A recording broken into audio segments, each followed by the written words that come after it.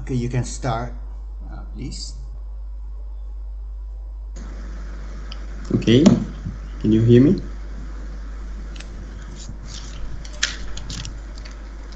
Okay, Assalamualaikum and good afternoon to Dr. Shukri.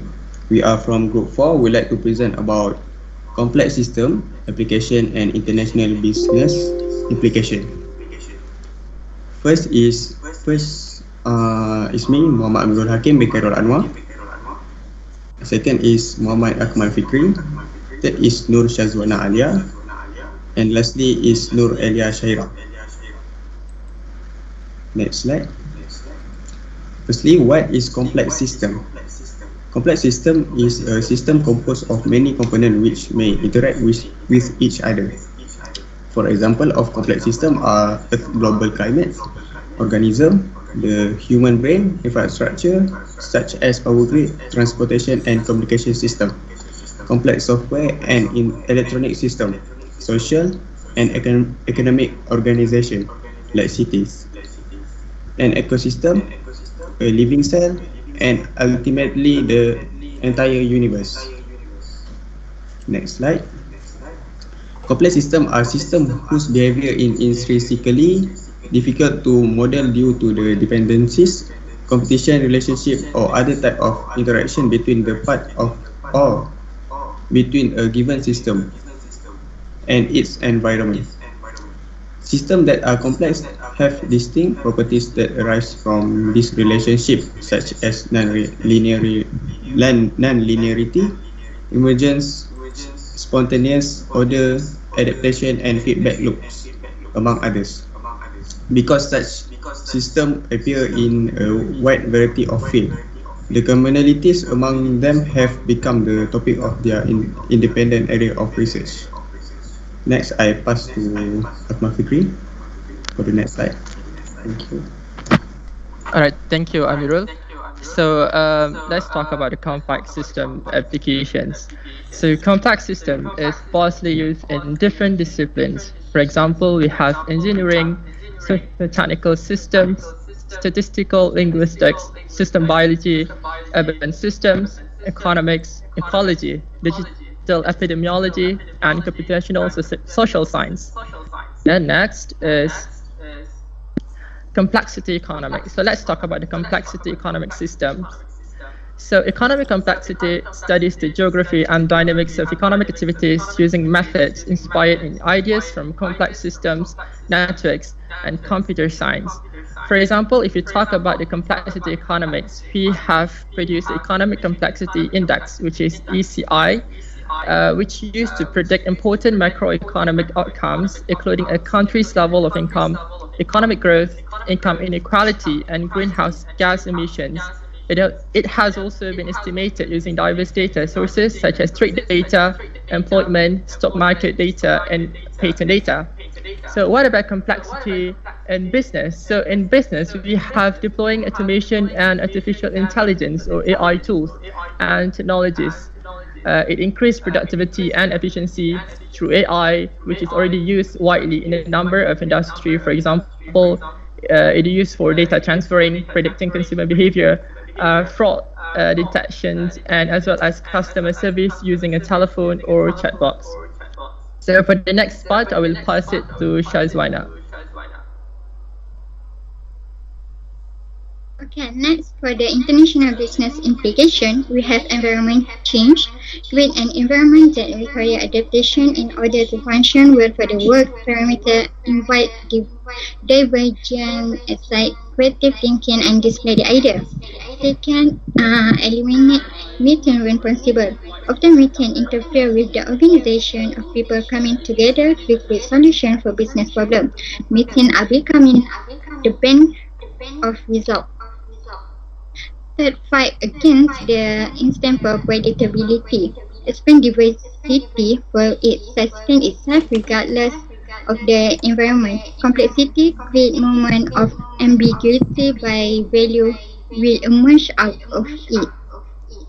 Fourth, think Boolean, whether the Euclidean. Create a work environment that is responsive to the evolution of complex systems. avoids the traditional hierarchical system based on chains of command. 5. Allow for complexity for the workplace. Recognize that even the best work environment may not work for every business. Be open and encourage additionally activity which over time may provide a better model within space as dynamic and adaptable and not static.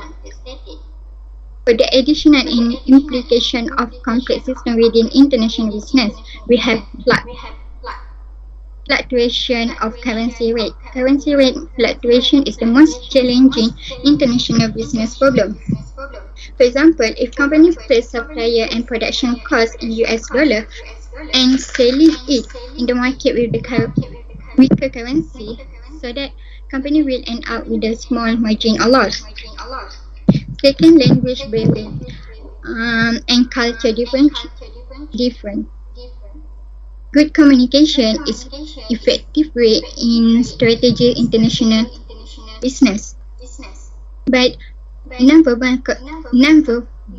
communication can avoid business skills, and culture differences can also influence the market demand product and service. That understanding foreign law regulation. Employment and labor requirements differ by the country. For example, we have European required 14 weeks of the maternity leave for staff, while no requirement in US. Then cost calculation and global pricing strategy. Need to choose how to position brand, cost of product reflect luxury status or low prices help to gain a new target market. Then I will pass to the next presenter.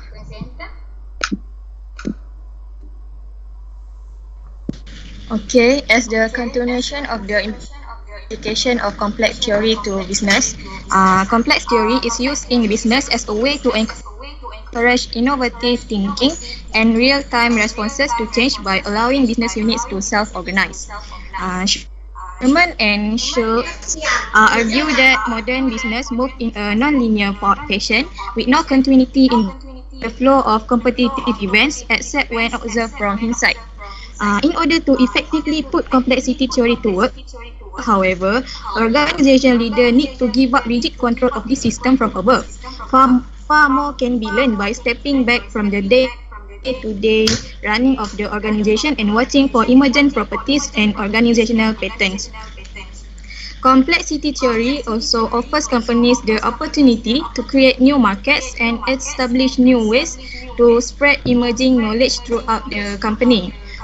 It enabling the organization as a whole to respond faster and better to ongoing change. It also gives a new perspective to the study of the firm, a new key to read the business observable fact, shedding the light on new aspects of the behavior of organizational structure of the firm, and in particular of the behavior of firm inside business network, according to Lewin 1999. In other words, it helps you see yourself in the context of a population of agents and help you see your action in the context of a population of strategies. Okay, next slide.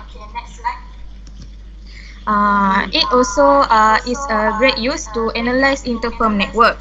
The application of complex system theory to interfirm network highlight the synergies coming from the cooperation among heterogeneous interconnected firms. To this aim, some of the properties of complex system theory are of great utility. These properties are, first, emergence. These properties relate to the appearance of a new systemic behavior. A systemic response to environmental factors because of the collective behavior. Second, self-organization. This property refers to the unplanned creation of augmented order emerging from the internal dynamic of the system as learning, process variation, tuning, and improvement. Third is path dependence. The overall behavior of the network system depends on the weaving among current flows or stimuli received and the structural element coming from the past stimuli and behaviors. Next is operational closure and thermodynamic openness. The interfirm network system is autonomous. Its invariant organization makes it possible to identify the system itself regardless of its specific structure in each space-time momentum. Next is complexity. Complexity is a multidimensional and multidisciplinary concept. To understand the concept of complexity, we have to consider two opposite notions, that is diversity and unity. Last is co-evolution. Each firm in the network, in order to operate its semi-autonomous strategies, has to continuously adapt to the other firm in the system and to the environmental stimuli. Next slide. The complex system theory also has a dynamic approach to organizational change. Economic agents modify their plan for future action according to the new knowledge and perspective. Doing so, they generate endogenous uncertainty. This uncertainty creates inside economic process the space necessary for surprise. In other words, economic process is dynamic and goes on through trial and errors, leading to the discovery of new opportunities that otherwise wouldn't be noticed. Changes taking place at three different systemic levels generate and are generated by both direct interaction among network firms and indirect feedback and feed-forward, according to Lewin and Valberda 1999. The viable motion of interaction, feedback, feed-forward, emergence, purpose and conflict among firms or cluster of firms defines and redefines continuously both the connective structure of the organization and the firm behavior in three systemic levels. This implies that these behaviors cannot be forecasted or deduced deterministically. Okay, next slide. The complex adaptive system are basically multi-level. According to Baum and C, 1994, they focus their analysis on four levels, that is intra-organization, organization, population and community. Also, Kantopoulos, 1993, finds four levels, that is local, semi-local, semi-global and global. While Monch and Contractor 2003 underscore 5 levels, that is single actor, triad, subgroup and global. Complex systems have tangled composite structure inside, which is possible to outline several levels of analysis. At these levels, a number of semi-autonomous processes take place in order to improve the payoff of the participant. At the same time, this level co-evolve, interacting with each other levels of the system. In the network's architecture, it is possible to spot different interconnected areas of strong interaction among firm agents.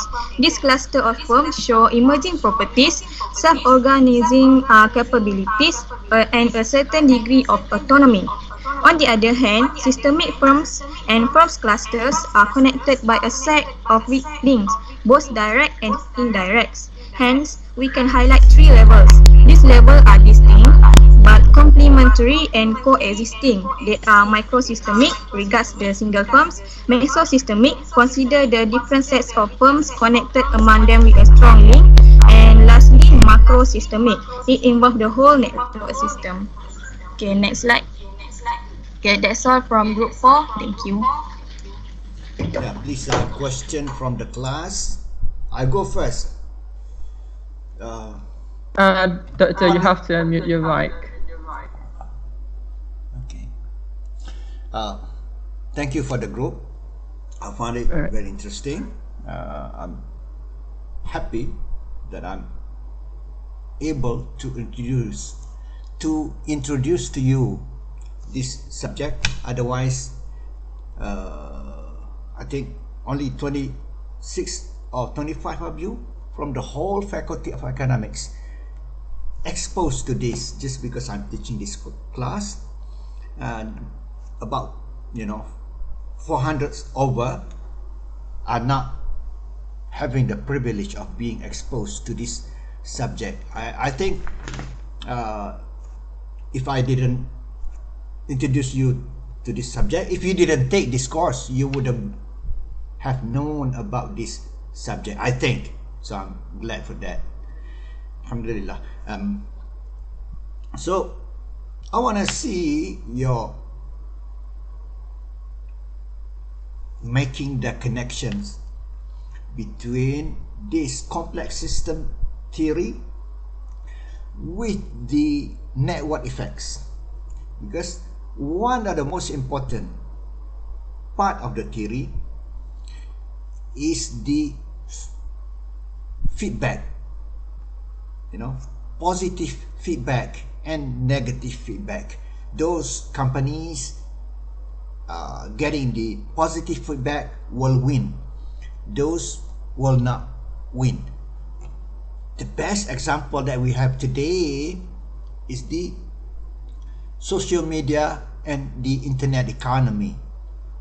For example, Google has become the king. Almost monopoly. I think it's a monopoly, Google, in terms of search engine. Gone is the days of Yahoo or other search engines. What else? Yahoo and what? Gone, because all taken over by Google, because Google has experienced the positive feedback. The more people using Google, the more people using Google. The more people using Google, the more people using Google. And that positive feedback we studied in the network effects chapter. Now, how can you explain that process of positive feedback for Google, negative feedback for others? How can you explain that? How that process have come about to be such and such positive feedback through the context, through the eyes of complex system studies? Yeah, that's my question. There's a connection between within that. The most important part of the theory is the emergence and self-organizing. And if you go deeper in that, within that self-organizing is the effect, the impact in terms of positive feedback. So how can you explain making the connection between network effects and complex system? How can complex system studies or theory can explain the phenomenon, including the another one? Yes, might as well. Connected is the disruptive. Disruption today is very popular, the word disruptions. So please explain.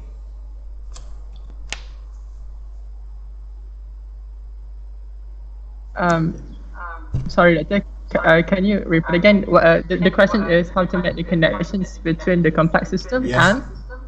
Yes, the three: complex system, network effects, and disruptive technology, or simply theory of disruption.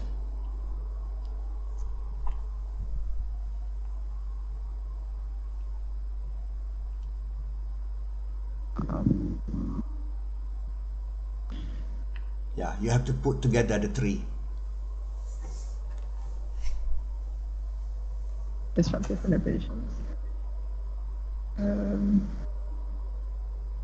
I already explained partly the process of feedback, positive feedback, and how that process come to be, to happen, how that can happen.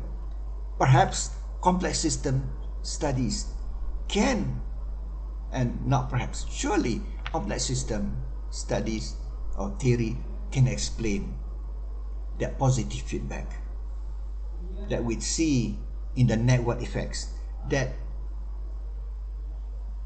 with the result of disruption, for other companies, winning for new companies or dynamic companies, losing out for those being disrupted. All right, so Okay, network effect is basically internet, right? So, so when it comes to complex system used in the network, we see the internet, the algorithm, and when it comes to network effect, we see the phenomenon whereby increased numbers of people are participants. For example, let's take a look at like I said before about the business complexity. So it involves, for example, AI.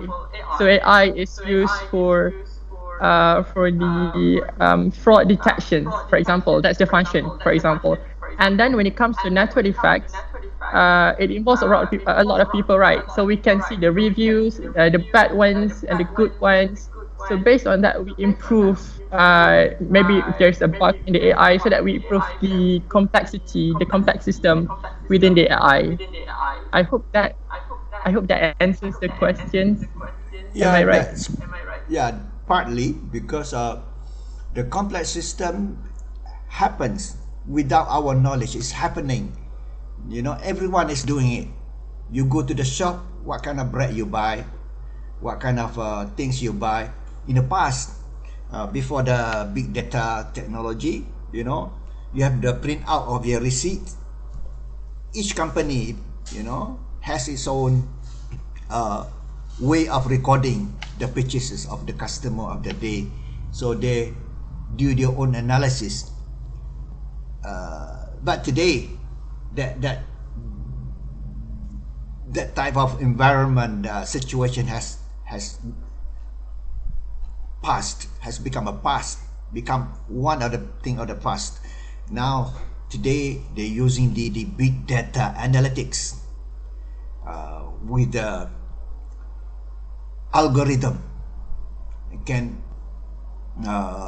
analyze in whatever you wanna, you know, get the angle, whether the consumer preference, whether seasonal consumption or whatever, that you can use for planning, you can use for product improvement and so on. Yeah, and then today they're using the artificial intelligence to benefit from the big data, and even they can have a, I can imagine in the future there's going to be a robot, computer robot. That computer will explain to the company, this is what you need to do. It's like that computer with data analytics, with artificial intelligence, will become like the analyst that will help the company. Men do not have to do a lot of work to do the analysis. So that analysis, actually, they're trying to analyze the complex behavior among consumers. So in that complex behavior, we're talking about elements, agents, participating, and interactions. So complex system is good at this thing, analyzing agents, in this case, in this business case, agents and their interactions. That interaction we can define interaction among them, which partly because we don't know each other. We go to Tesco, we go to a mall, we don't know each other, we don't interact with each other, but we interact with other things. We interact with advertisement, we interact with, you know, other people or non-people, like just now advertisement. So all this complex system will be able to analyze the interactions, which one is the biggest, and concept of emergence. What is emerging? Today, that's the trend of today. They can use that to forecast for what is going to emerge. So actually, that's one of the areas only. So we study in our class on how innovation can happen in a area like Silicon Valley. That's another application. Actually, complex system has so many applications in almost any subjects, any problems. So yes, well, you explained just one of them. Perhaps you want to explain about the internet economy, you know, the competition among the so-called platform economy. Today we call it platform economy. You know, Facebook, platform economy.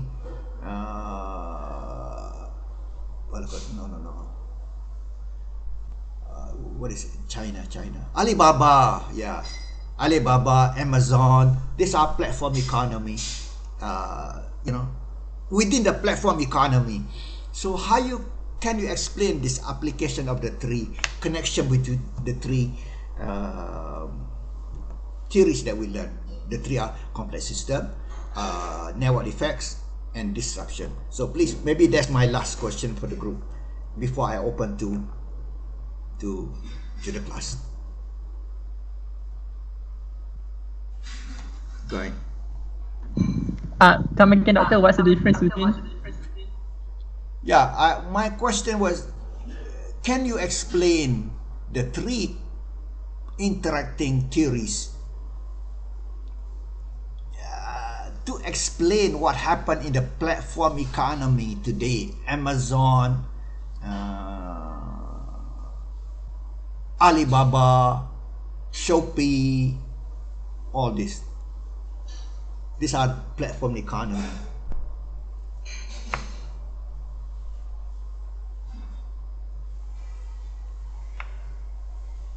And you may include Facebook as well. And if you notice, Facebook has gone into metaverse.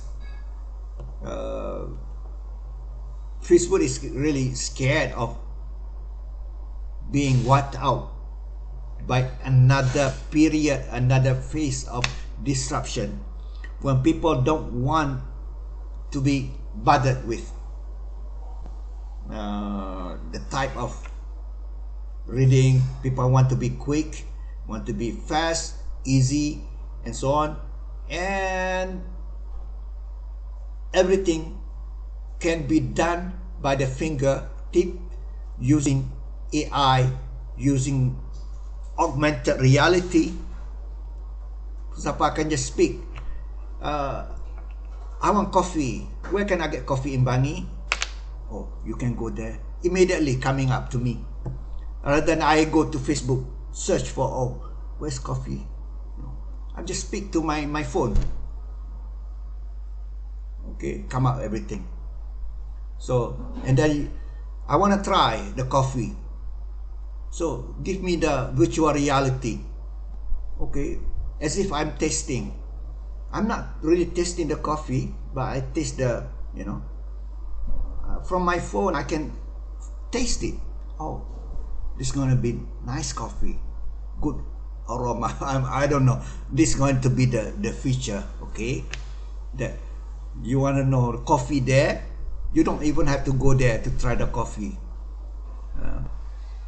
That's going to be feature. You can have love on the cyberspace, meaning feeling of love. What else? So how that's going to be? You know, companies are already working on it. Artificial intelligence, virtual reality, augmented reality, and the thing is, mobility, number one, quick, fast, and closer to reality. That's the thing that they're working on. They want to make everything closer to reality. Okay, please answer me quickly in whatever way you can answer me. I want to try. So the three interacting things is positive feedback, destructive, and what network effect. For in my opinion, I think that Amazon, Alibaba, and Shopee, Amazon have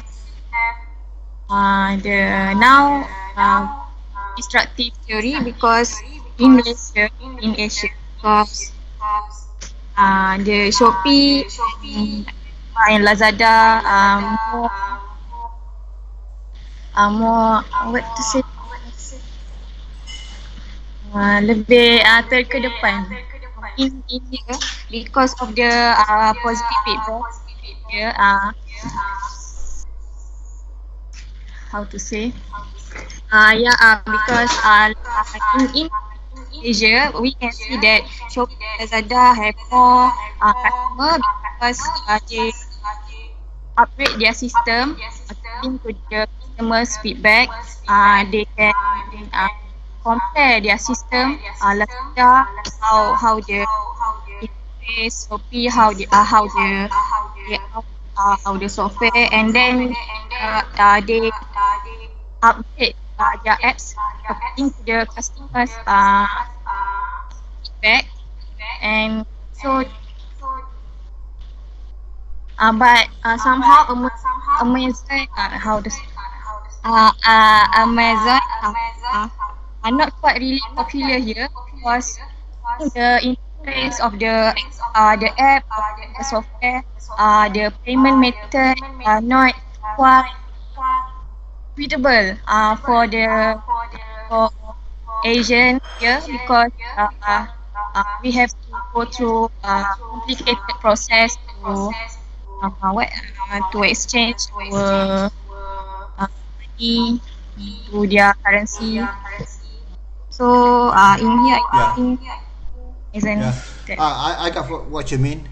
So we have yet to see really, actually, real disruption in terms of online shopping. Unlike the search engine, there's already disruption. Google has become almost monopoly. But in terms of online shopping, no one company can claim to be having the monopoly yet. So I think that's got to do with the nature of the business itself. When it comes to search engine, I don't want to be searching on Google and next after 10 minutes searching on Yahoo, and you stick to one. And plus what Bill Gates used to do, integration. Google is bundling. You have Google search engine, Gmail, you have this Google Meet, everything Google. So that's the strategy of company, bundling everything together in one to make sure that people stick to the one only company. So interesting, really. I don't know how to say that you are lucky among the many UKM students to be introduced to this subject. Okay, from the class, one quick question before we move to the second group.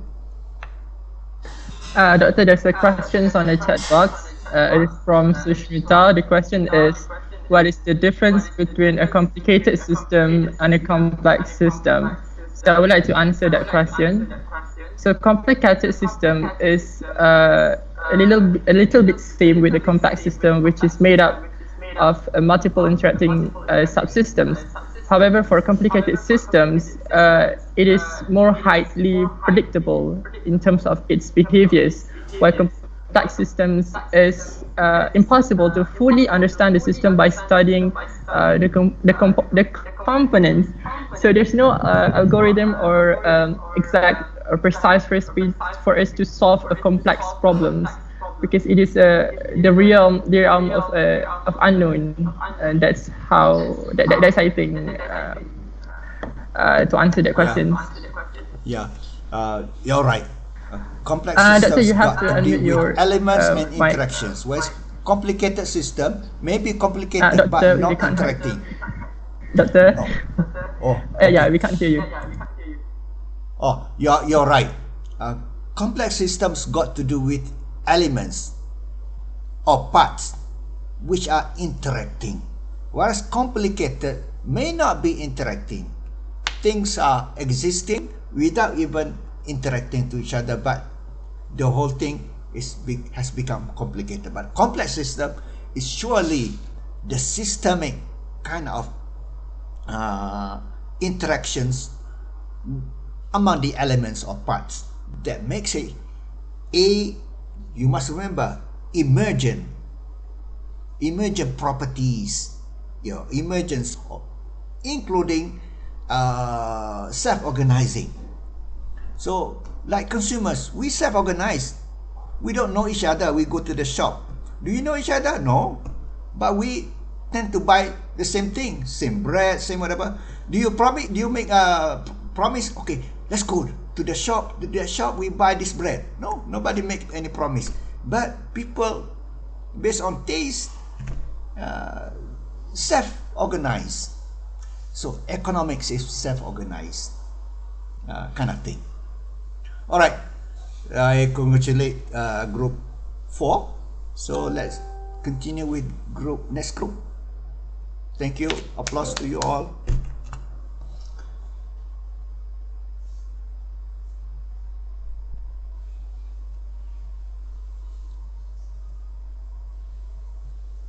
At the end of the class, I want to get a response from you all, whether you like the subject that I introduced to you.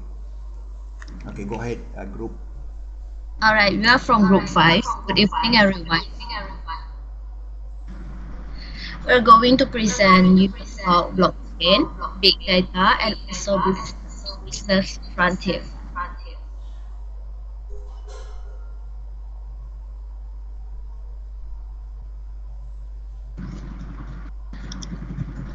So here are our members. First of all, it's all about blockchain. I pass this to Diana.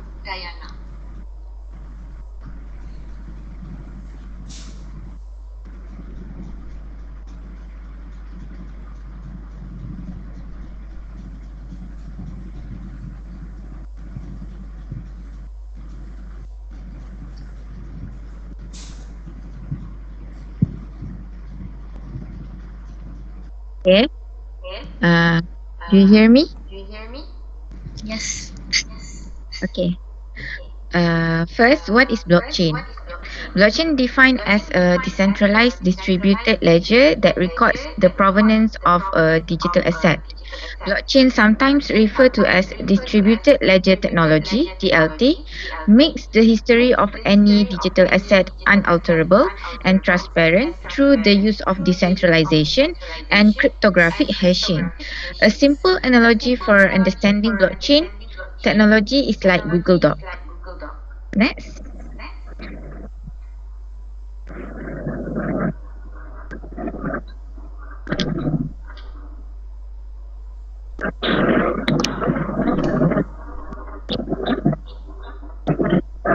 Okay. I give you 2 examples of blockchain. First is Bitcoin, which is in financial service. Bitcoin is one of the famous examples of blockchain. Bitcoin is not only currency based on blockchain technology. Bitcoin Atom is a fork of Bitcoin or provides a truly decentralized way of exchanging cryptocurrencies without trading fees and no exchange hacks. Second is Blockpoint, which is in retailing, simplifies the creation of payment system and allows mobile wallet, loyalty program, gift cards and other point of sale functionally.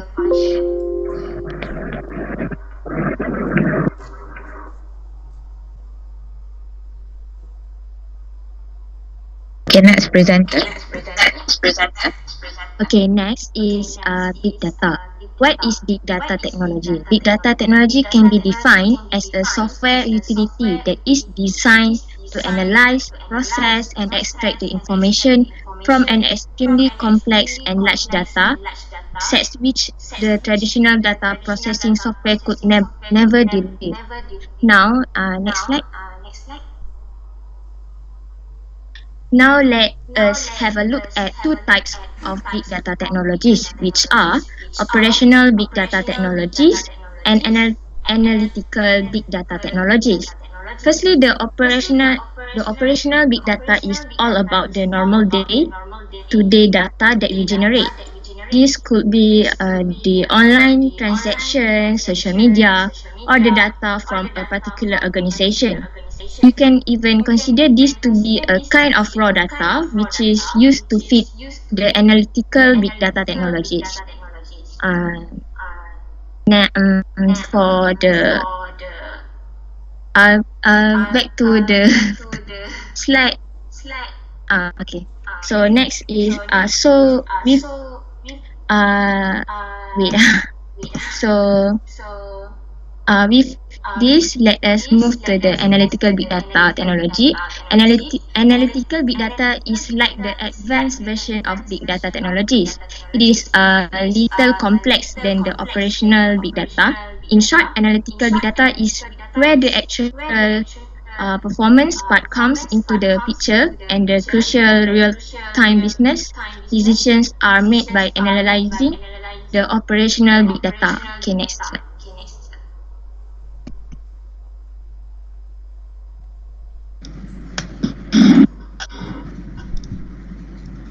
Alright, next is characteristics of big data. Big data, as we know, big data is a collection of data from many different sources and is often described by 5 characteristics, which is volume, value, variety, velocity, and also veracity. And variability is also added. Additional characteristic of variability is considered. So we go for the first one, which is the volume. Volume is the size and amounts of big data that companies manage and analyze. The second one is value. Value is the most important V from the perspective of the business. The value of big data usually comes from insight, discovery, and pattern recognition that lead to more effective operations, stronger customer relationships, and other clear and quantifiable business benefits. And the third one is variety. Variety is the diversity and range of different data types, including unstructured data, semi-structured data, and raw data. Velocity is the speed at which companies receive, store, and manage data. For example, the specific number of social media posts or search queries received within a day, hour, or other unit of time. Veracity, while veracity means the truth or accuracy of data and information assets, which often determines executive level confidence. And the last one, which is the additional characteristic of variability, also can be considered as the changing nature of the data companies seek to capture, manage, and analyze. For example, in sentiment or text analytics, changes in the meaning of keywords or phrase. That's all from me.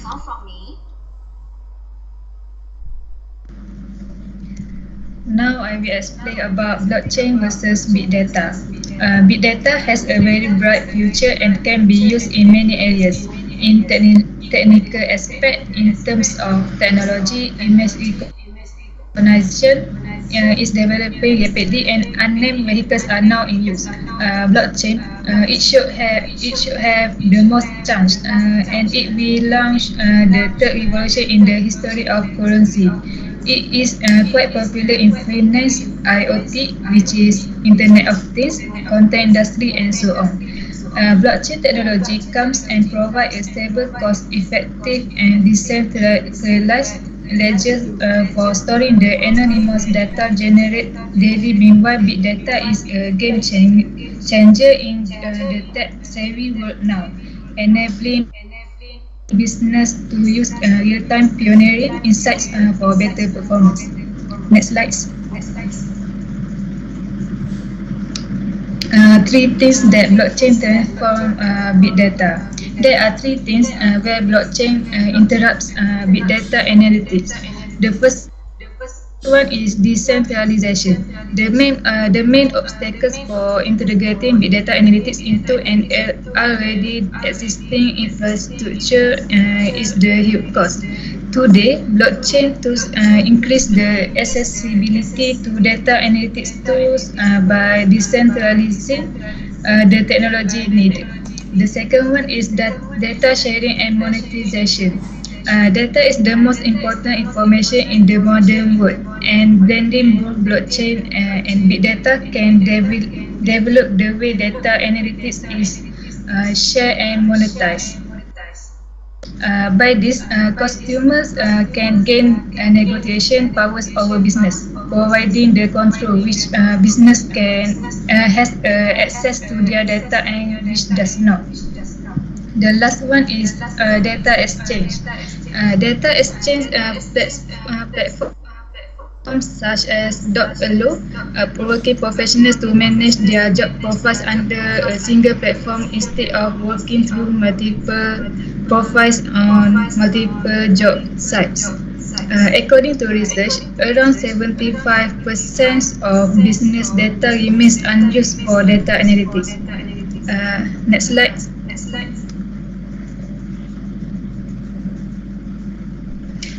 These are benefits of blockchain and big data. For blockchain, the first one is decentralization, flexibility, transparency, and security. For big data, the benefits are enhanced productivity, save time and cost, improve decision making, and better customer service. That's all. I pass to the next presenter. Can you hear my voice too? Can you hear my voice, right?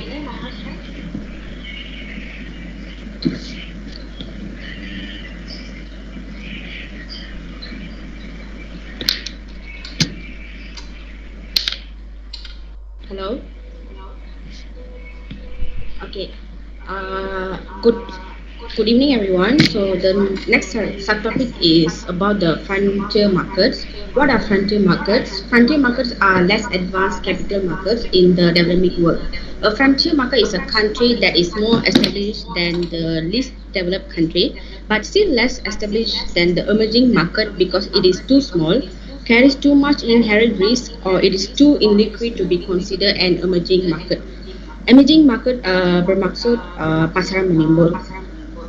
What is the difference between emerging market and the frontier market? Emerging markets includes countries that are in the process of becoming a developed economy, while frontier markets are less advanced economies in the developing world.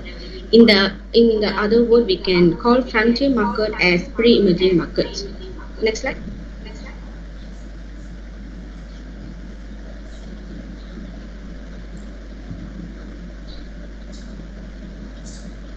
Next slide.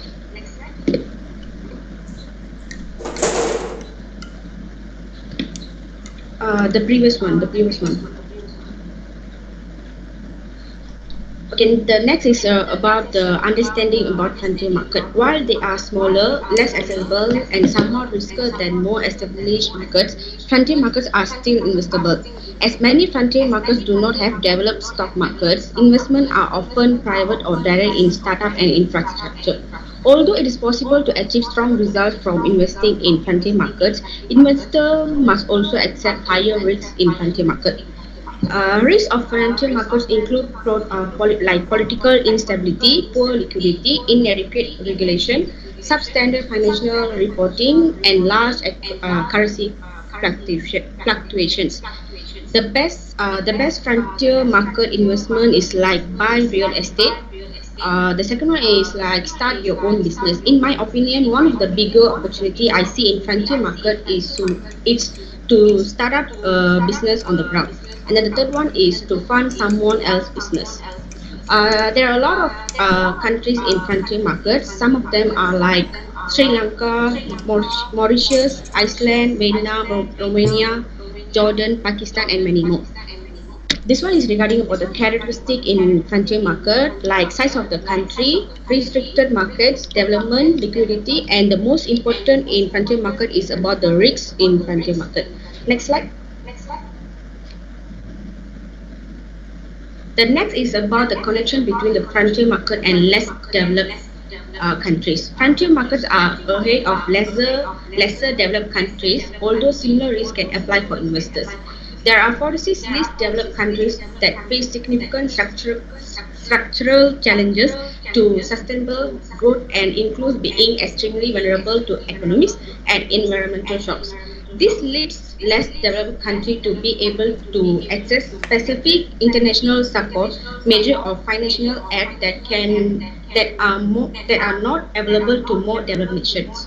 Next slide. So the last one is regarding about the frontier markets and portfolio management.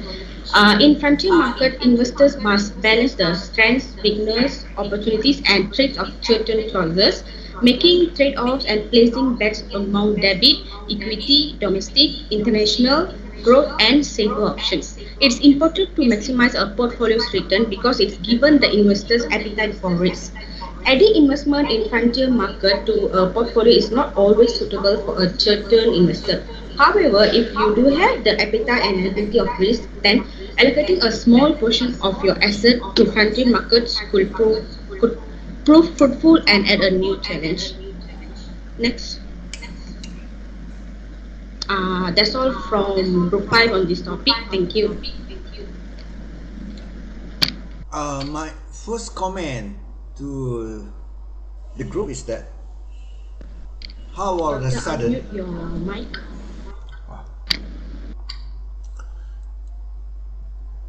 my first comment about the slides is that how suddenly the subject has come into the frontier market and investment. We started out with big data and blockchain. Surely, I want to ask, number one, that how are they connected? Blockchain is an instrument. Big data is also an instrument, but big data is got to do with data analytics. So how are they connected? That's number one. But the most striking part to me that I want to comment is how in the world your slides has jumped into this frontier market and lesson or that discussion. Why? Okay, go ahead.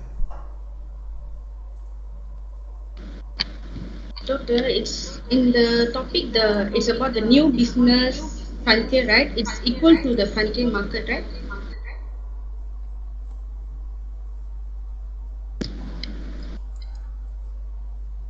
Yeah, you can look at that way. But when we talk about new business, new opportunities is not the frontier market of investment. It's got to do with what blockchain revolution and also big data can bring a number of we call it a plethora, thousands and thousands types of new businesses based on the revolution of blockchain. Even though it is still new, so that's what I mean by new business, new type of business. And it's not so much about new markets to invest, to make investment. Excuse me, doctor. Yes. What is the question again? Question is about what are new businesses. For example, with the handphone with the camera, that's with digital photo, everything. There's no more white film, photo studio. There's always, everything is digital today, but there is still a photo studio. But there's a new type of business are coming up because of all these new things. So there's digital photography, digital technology. What about blockchain? What about big data? What kind of new businesses will come to exist? That was the question. Is the Microsoft, Amazon, and everything use blockchain technology?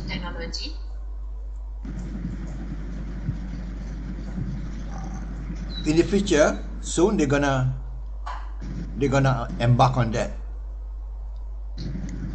Even now we transfer money also use blockchain, right? Yeah, that's already, but more in terms of something that you want to safeguard the authenticity. You can have arts collection traded on the blockchain. Blockchain is a vehicle only. Some people got confused. Blockchain is Bitcoin. No, Bitcoin rides on blockchain. Blockchain is like a train. Someone is now mentioned in the slide. It's like a Google what? Just now? No, the slide is about examples of blockchain. Yes. Yes, so Bitcoin also uses blockchain, so we just write it as example of blockchain. Yeah, but more than that, what are the new businesses that will come out? So blockchain is a technology. So we looking at the future here, what kind of business is going to come out? It's going to come up because of this new technology. Plus the big data. Yeah. Not so much about, the frontier market to invest and so on. So, can you answer to me quickly what type of business will emerge, akan muncul dengan adanya blockchain technology, dengan adanya big data?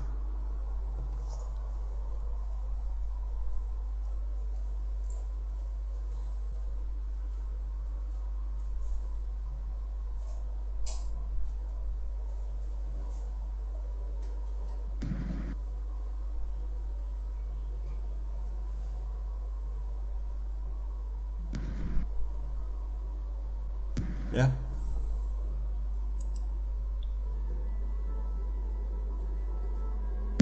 Answer. Please unmute your mic.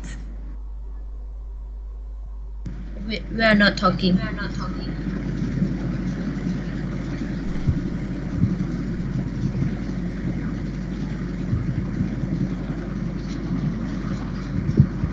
So, anyone can try to answer my question?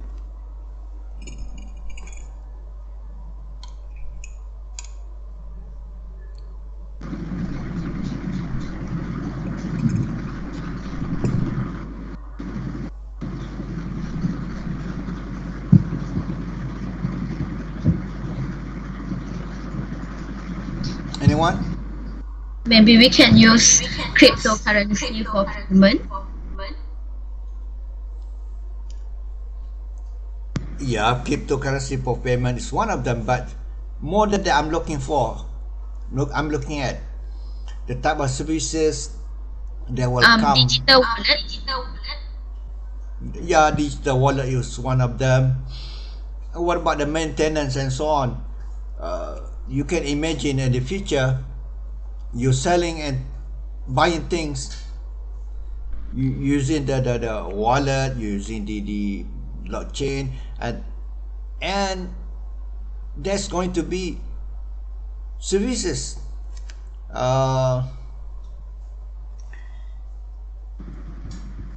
In whatever way you can imagine, services that use the blockchain technology to ensure authenticity, because the thing about blockchain, you cannot alter, you cannot change the content without permission. That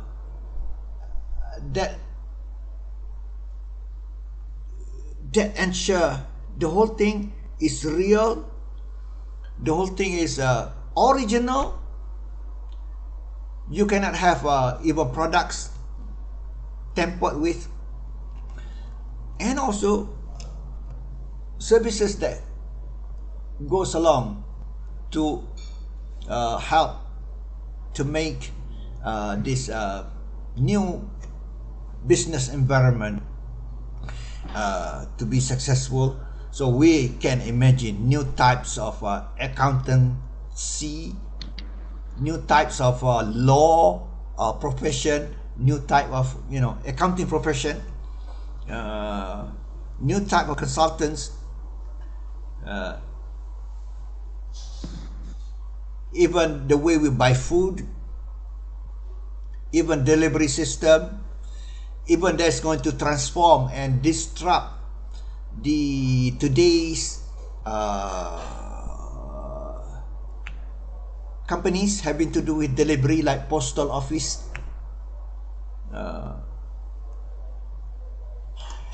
Unless they embark on this new technology. What it is, this blockchain technology has made it, things can be traded more efficiently,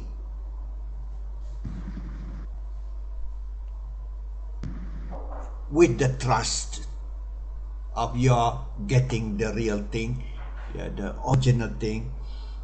And is the key to understand the blockchain is the centralized ledger, distributed ledger. So if you study more on that, it is decentralized, that allows participation, greater participation, but everyone needs to be digitally connected to get the benefit of this blockchain technology. Digitally connected and literally, digital literacy. But sooner or later, something new today will become a normal thing in the future. Yeah. So one question from the class, please, before we invite group number 3.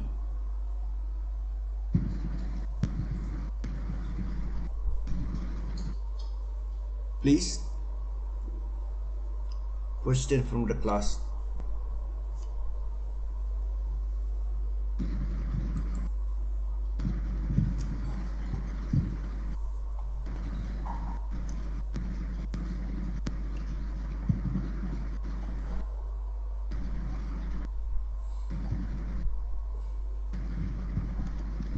Okay, the question is, how does blockchain actually work?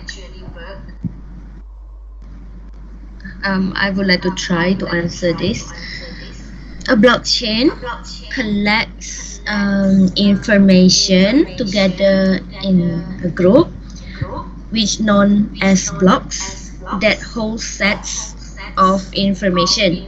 Blocks have certain storage capacities, and when it is filled and closed and linked with the previously filled block, forming a chain of data known as the blockchain.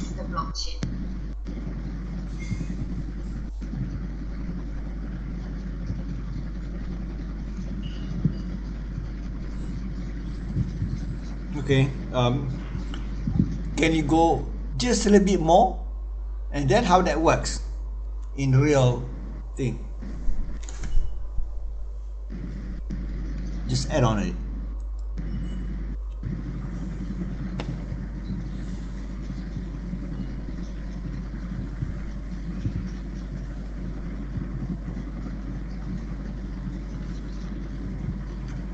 Okay, for example, as everyone know, I think everyone will know about Bitcoin. A Bitcoin block, a block contains information about the sender, which is the person who sent the coin, receiver, number of Bitcoins to be transferred. So, the first block,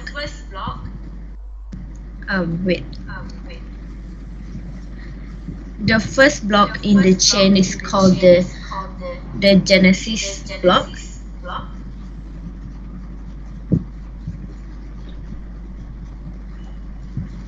Is that right, Doctor? Yeah, go ahead.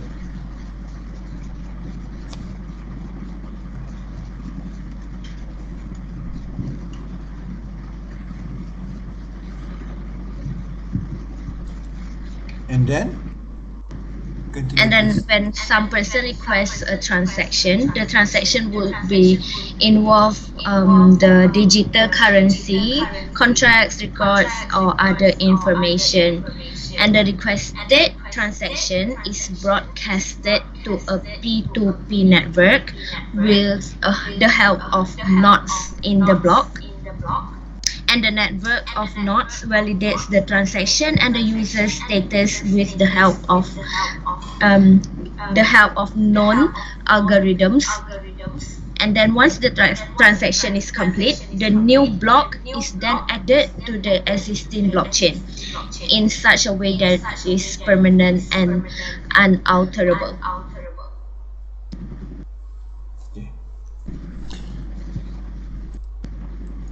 Okay, thank you. Doctor, you are muted. Yeah, thank you. We wanna have more on this, but time is so limited.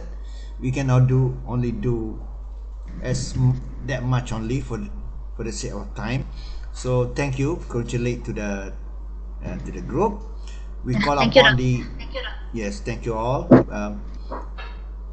We call upon now to the presenter group number 3.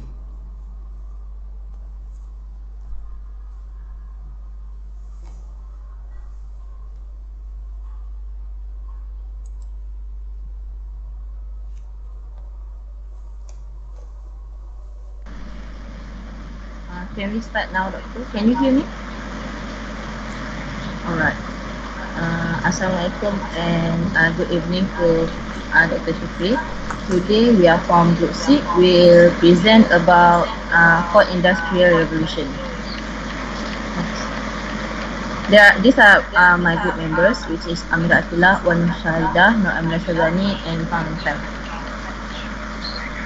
Okay, this is the flow of the Industrial Revolution. Start from Industry 1.0, then move to Industry 2.0, and then Industry 3.0, and lastly Industry 4.0. Introduction.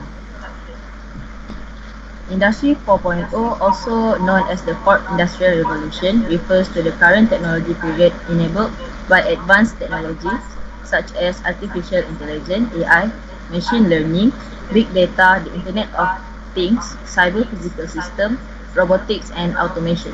Industry 4.0 has both expanded the possibilities of digital transformation and increase its importance to manufacturing with an emphasis on globalization, international trade, and foreign direct investment. Industry 4.0 combine and connect digital and physical technologies, including artificial intelligence, the Internet of Things, additive manufacturing, robotics, cloud computing, and others to drive more flexible, responsive, and interconnected enterprises capable of making more informed decisions. Industry 4.0 refers to many concepts such as artificial. Okay, next we move to the next presenter.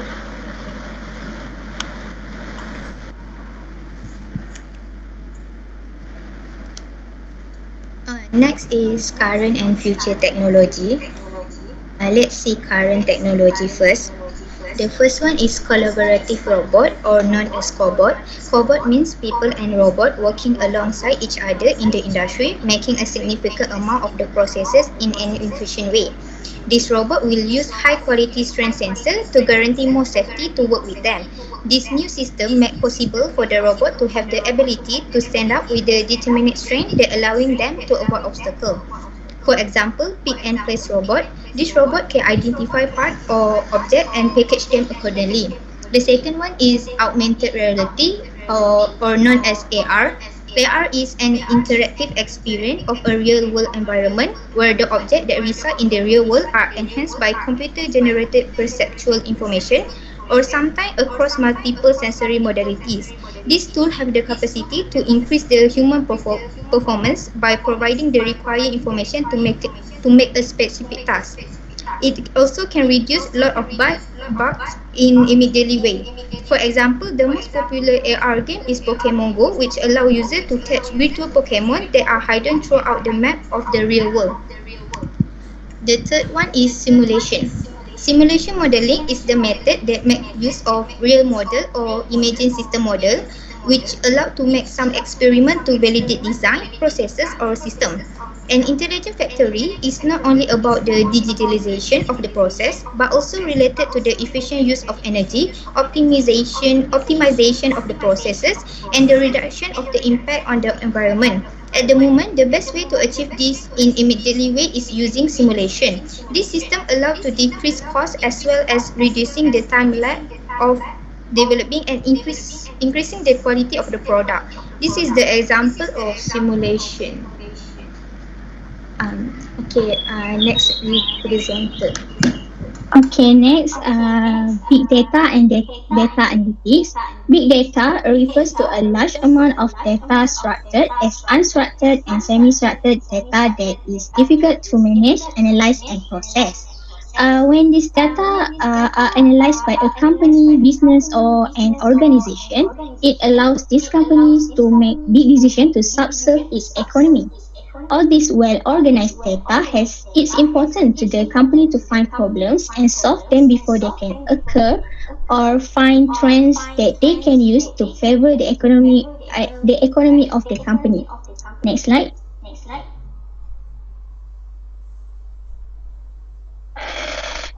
Okay, 5G network. 5G will allow manufacturers to automate end-to-end operation and configure or eliminate virtually new product lines or entire factories with billions of sensor, machine control robots, and autonomous logistics. All of them are capable of communicating and operating remotely in real time through 5G. So manufacturers can achieve huge productivity gains, and 5G will be the platform that will allow growth and transformation in many industries, contributing directly to social and economic development. The last one is IoT, which is Internet of Things. The IoT pillar is mainly about connecting things or objects to the network. The idea of bringing sensors and actuators to the industry will allow capturing data on real time related to the manufacturing process of a product, as well as the behavior of the industrial environment will be analyzed later by the big data pillar. So this network allows the exchange of information between devices, and for different purposes, the digitized information can be used to adjust production patterns with the use of the physical world and using sensor data. Next slide. Okay, we move forward to the future technologies. Next.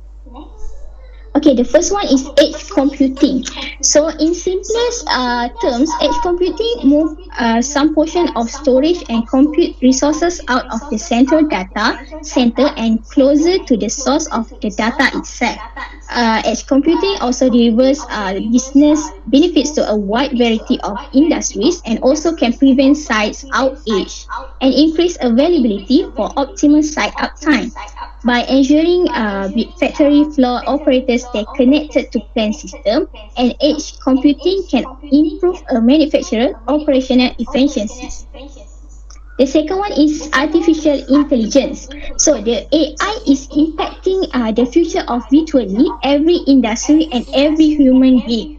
AI has acted as the main driver of imaging technologies like big data, robotics, and IoT, and it will continue to act as a technology innovator for the foreseeable future. And AI is drastically important to our future because AI forms the very foundation of computer learning. Although through AI, computers have the ability to harness massive amounts of data and use their learned intelligence to make optimal decisions and discoveries in fraction of the time that it would take humans. Next slide. A technique of enhancing a person's physical and cognitive ability is known as human augmentation. Once implanted in a person, it will allow them to perform activities that were previously impossible. For example, brain-computer interfaces, called as BCI, are interfaces that allow an individual to interact with a computer or machine using only their mind.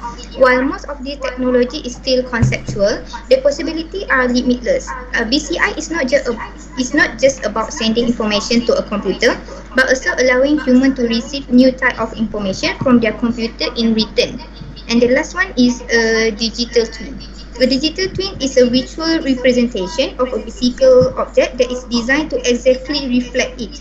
A digital twin can be a digital replica of an object in the physical world, such as a jet engine or wind farm, or even larger items such as building or even whole city.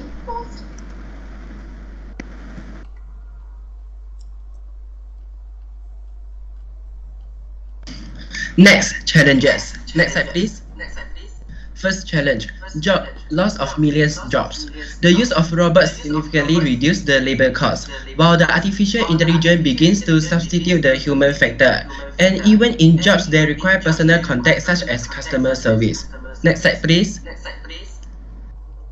Second challenge, the policy of government. To reduce the risk exposure of employees to automation through investment in education and training, the government can support the practical training of professionals through job-related reskilling and upskilling programs to get familiar with the new technologies, such as the training in STEM subject areas. Next slide, please. Third challenge, income inequality get widening. Most educated and highly qualified staff has the ability and skills to be better adapted to automation, and thus they will be widely benefited by the technological achievements and wealth are already high. But for low-skilled workers will experience unemployment and constant downward pressure on their wage and their income. So the workers that will be most affected by the revolution industry 4.0 will be those that may now feel invulnerable to competition to robots. Then we move over to the implication of 4IR for international business. Next. Central to the fourth industrial revolution is an interconnected network. The internet enables many small firms to participate in global trade. Thus, leading to more inclusion, it makes it possible for more products to be exported to more markets. Often by newer and younger firms, a 10% increase in internet use in the exporting country is found to increase the number of products traded between two countries by 0.4%. A similar increase in internet use of a country increases the average bilateral trade value per product by 0.6%.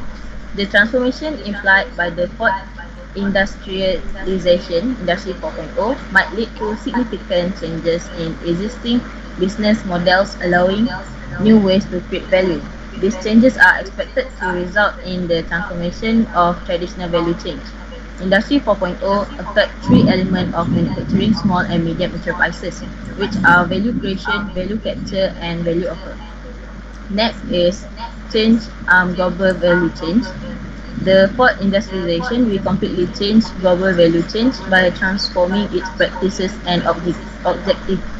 The purpose is not limited to monetary rewards but includes new trends such as the willingness to gain efficiency, to create and sustain global competitive advantages, finding new way of producing, generating innovation, stimulating automation and learning, or even increasing customer implication in the production processes. Several opportunities generated by the Industry 4.0 are transforming the current business level and activities to its drivers. Multiple business models are flourishing in the Industry 4.0 era. One of the fast emerging model of them is the expectation. The expectation represents a combined model in which a firm books its expertise through the production processes of its general offer. This new trend leads a company to create consulting services about product or processes or a new platform-based model.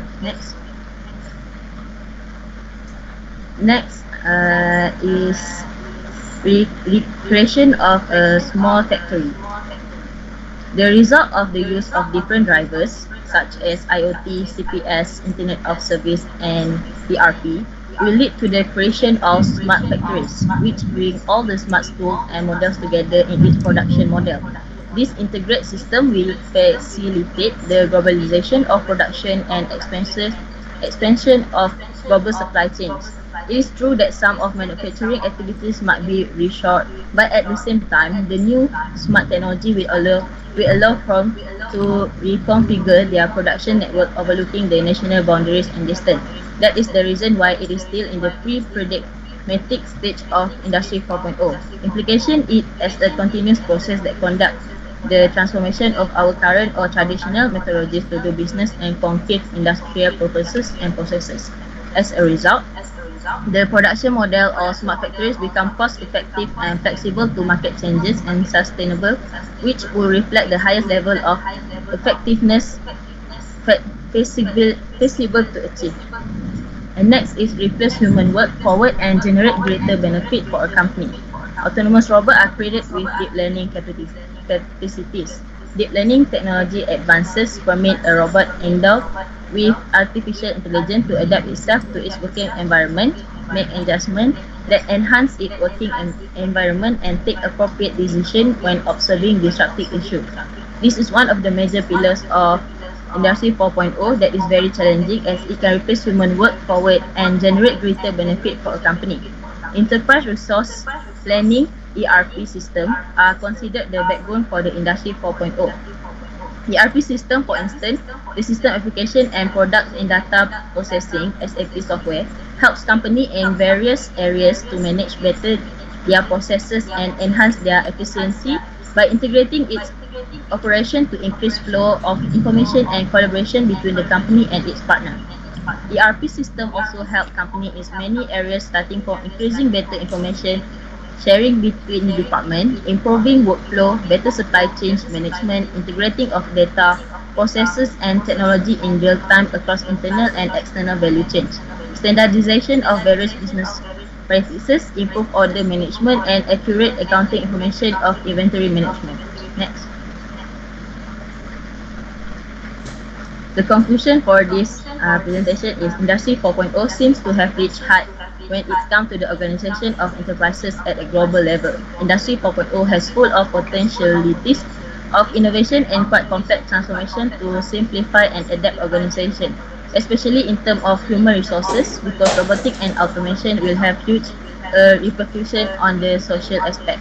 Developing and emerging countries that participate in the global value chain by offering advantageous manufacturing production location will face stiff competition between Industry 4.0 based technologies with those of cheap and abundant labor force in those countries. There is no option other than upgrading the workforce and integrating into the 4.0 era to face these new challenges in the era of Industry 4.0. Nonetheless, this modern revolutionary phase is not the last of its category. In fact, the very recent rise of Industry 4.0, a solution provider for people and the planet, has flipped the script. Indeed, the new revolution of Industry 4.0 put an emphasis on the well-being of the workers and captures all the added value component of Industry 4.0 with the aim of prosperity in the new industry as an ambition for a better future. That's all from our group. Thank you.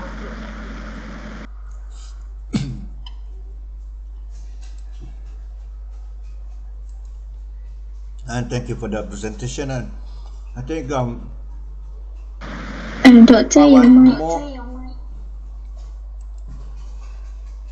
Thank you for the presentation. I want more of the applications of this fourth industrial revolution. What is it that is driving fourth industrial revolution? Number one. Number two, what is it new about it? Number three, what characteristics that define the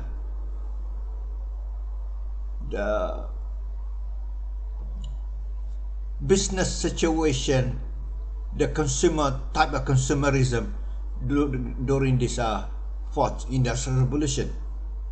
What characteristics is it that defines the new environment under the fourth industrial revolution?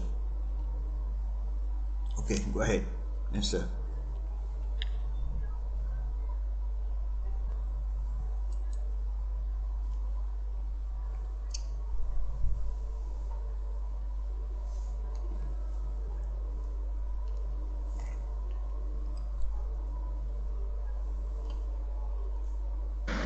Doctor, can you please repeat your question?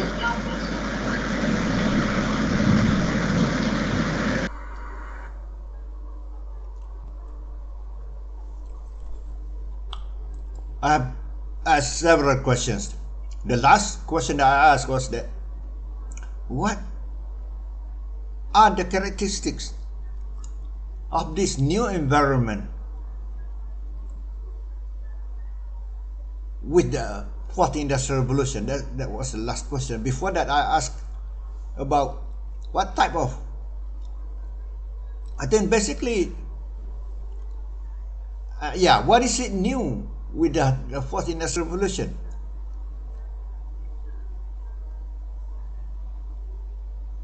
Okay.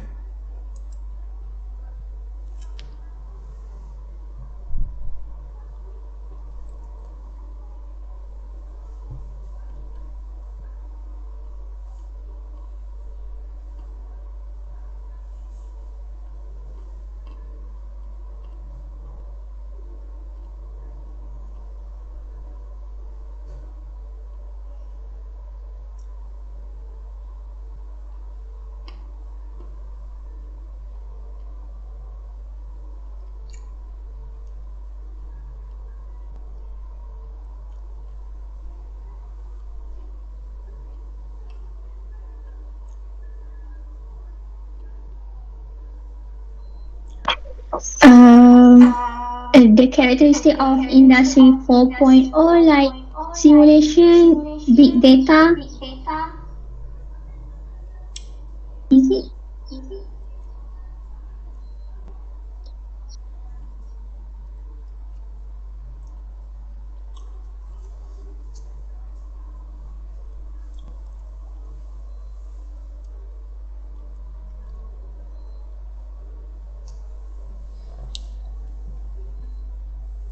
You can imagine, the first thing is people making smart choices. Everything has become smart, meaning that there's an increased level of efficiency with the way people live, with the way business operates, with the way the government even operates and deliver services. And efficiency not only efficient, it is omnipresent, like the internet.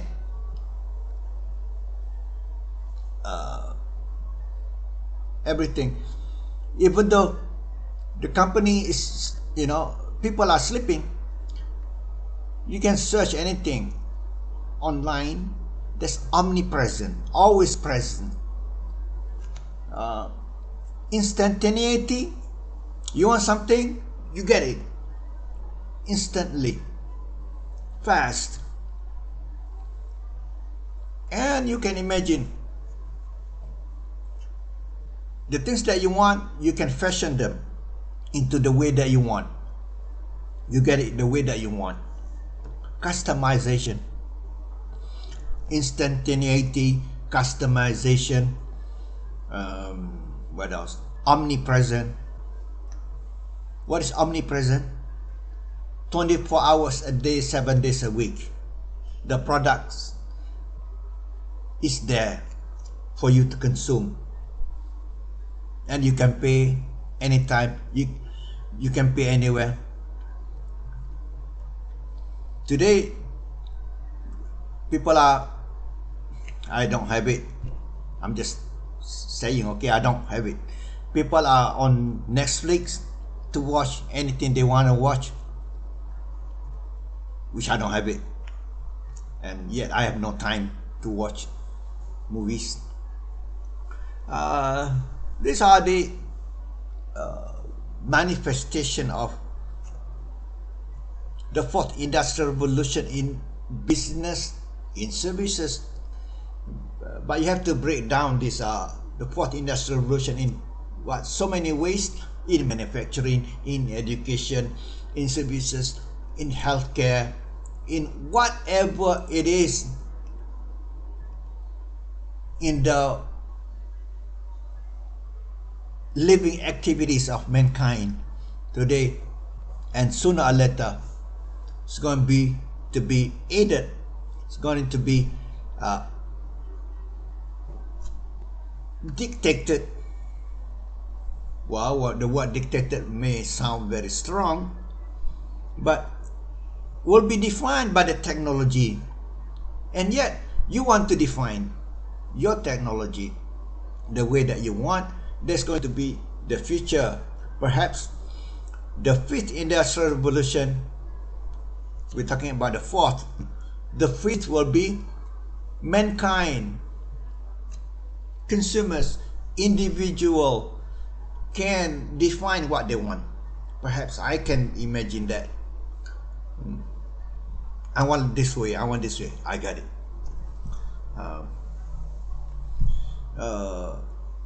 It's going to be a new way of living, a new way of making money, new type of jobs, new way of transportation. We can imagine. Perhaps no more car. Perhaps in the fifth industrial revolution, we don't need a car.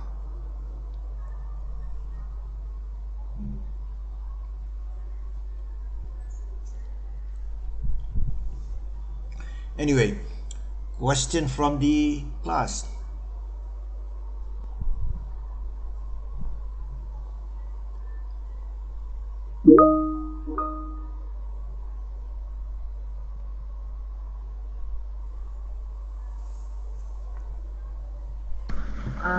There's question from Rangga Supia. Will Industry 4.0 adoption eliminate human dependency and human will lose their job? I think I could answer the question. Human dependency on what? Not clear. Human dependency. I think on their job. Ask her, what does she mean? Human dependency? Not complete. Human dependency on?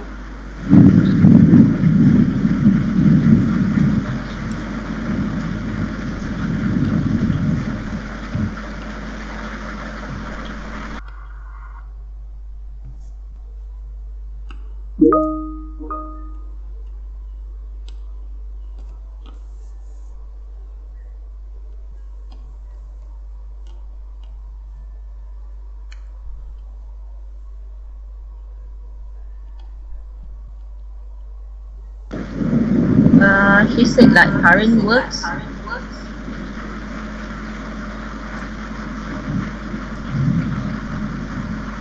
So I think she is current work is like their current job, like the production.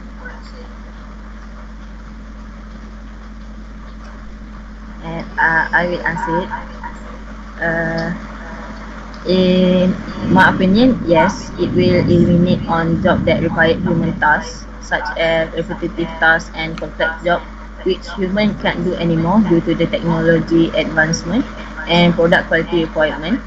And yes, human will lose their job if they don't change the way they think to acquire new skill set. Similarly, if we look at the banking sector, when it goes on more ATM machine and online banking, more new job opportunities being created in the upper stream level, and that could also be the same for other industries. Yeah. You have to unmute. Yeah, all job will disappear, but new jobs, new type of jobs will appear. So the thing is, I want to correct your perception that new technologies will destroy jobs. No. All jobs, yes, all jobs will be destroyed, will be replaced by the creation of new jobs. So it's up to you to grab them. In order to grab them, you have to have the skills required for the new jobs created. Just like when, just now you mentioned about what? Banking. No more will be, the counter. At the counter, we people will be at the counter because everything is online. So you may need more staff working online to solve problem, to entertain your customers online with online payments and so on. Consultants online, because physical meeting at the counter has less. Has reduced so much. So there is a transformation actually in the industry. So please do not, hold on to the opinion that new technology will, destroy job. Yes, the answer is yes, but new technology, this way, new technology will not destroy job employment. New technology will open up new job opportunities, but bear in mind, all jobs will disappear. New jobs, new type of jobs will appear, and those are up for grab. Perhaps the number, may not be as many as before, but through the value chain, a job in the banking sector, transform banking sector, will create a job in other things that will solve the banking sector, that will serve the banking sector. So there's always a connection. So it's up to you to position yourself. So I believe in that scenario, new technology will create new type of jobs opportunities, replacing the old type of jobs. Okay. So thank you. Applause to the group. Now we call upon group number 4.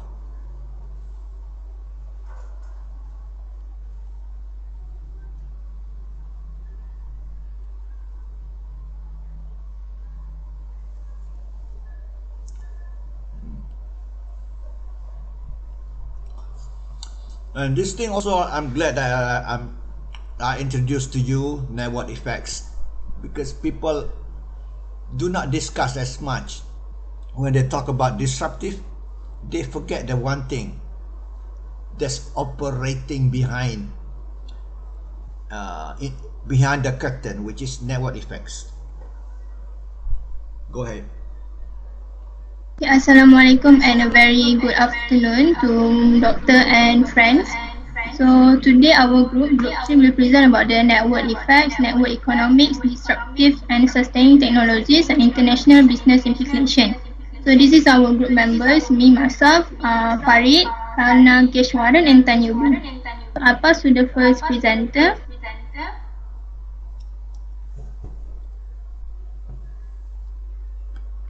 Good afternoon, doctor. My my topic is what is network effects. The network effect is a phenomenon where present users of a product or service benefit in some way when the product or service is adopted by additional users. This effect is created by many users when value is added to their use of their product. The largest and best known example of network effect is Internet.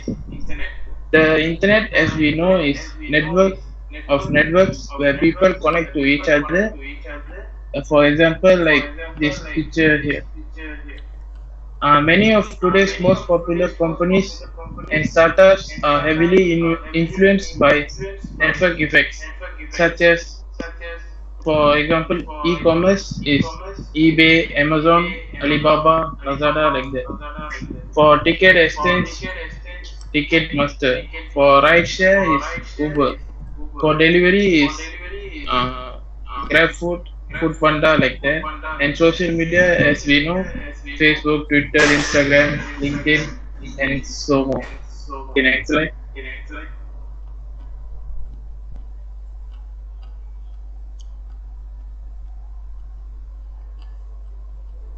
This is image.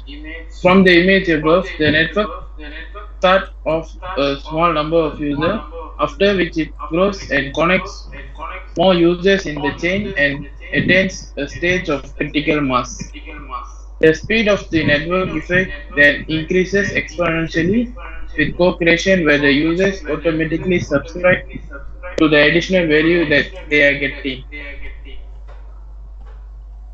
Okay, next slide.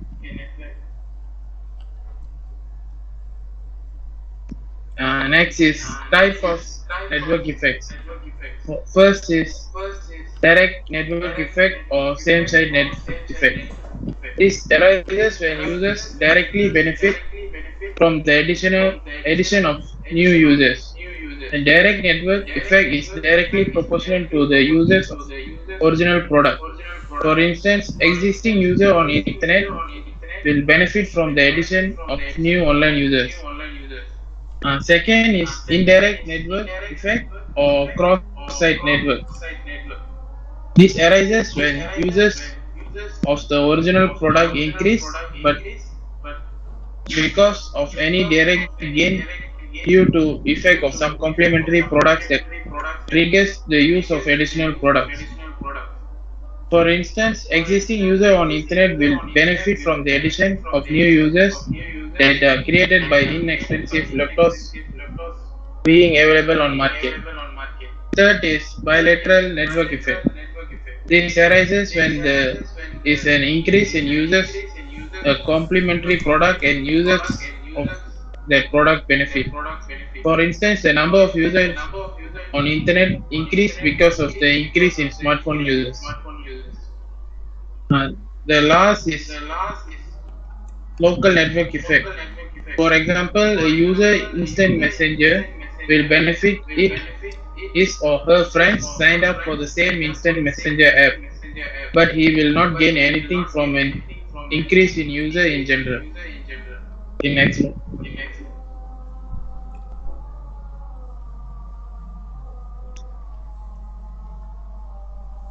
Okay, we see advantage of network effects. First advantage is it helps companies try to become self-sustaining. This is because the amount of users required for significant network effects is called the critical mass.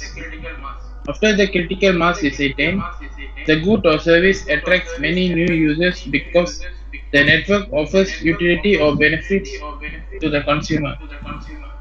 Another positive impact of network effect is that it encourages entrepreneurs and creators of intellectual property to pursue more efficient and unique products to present to the public. This also provides benefit to users by participating in increased valuable service and stresses the importance of reaching critical mass. Then we see about disadvantages of network effects. Having too many users on the same network service can slow the speed of the network and decreasing the benefit for users. Second is providers of goods and service must ensure that capacity can be increased sufficiently to accommodate all users, which can be very costly. Third one is companies may become less innovative after critical mass is achieved. Last, as the internet, one of the most prominent demonstration of network effect, becomes a bigger and bigger part of our lives, it will become increasingly important for both service producers and consumers to have a firm grasp of the network effect and its benefits. Thank you. Next presenter, please.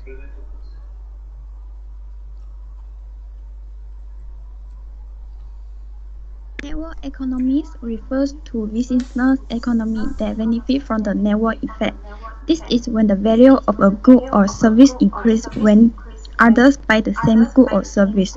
Examples are websites such as eBay or iVillage, where the community comes together and share truth to help the website become a better business organization. Next. This is examples of economic networks.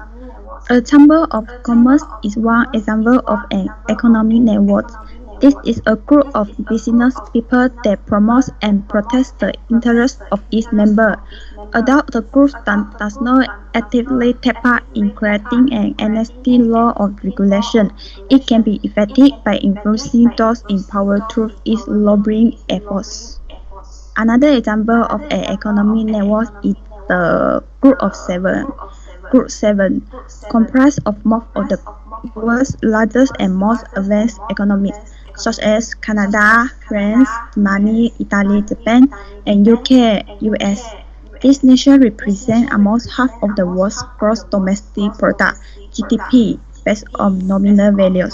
As a whole, the group meets for a summit once a year. Each member country hosts a summit once every 7 years. The annual summits are attended by the head of government, where they discuss economic policies and initiatives and any key events that may affect the global economy. Next.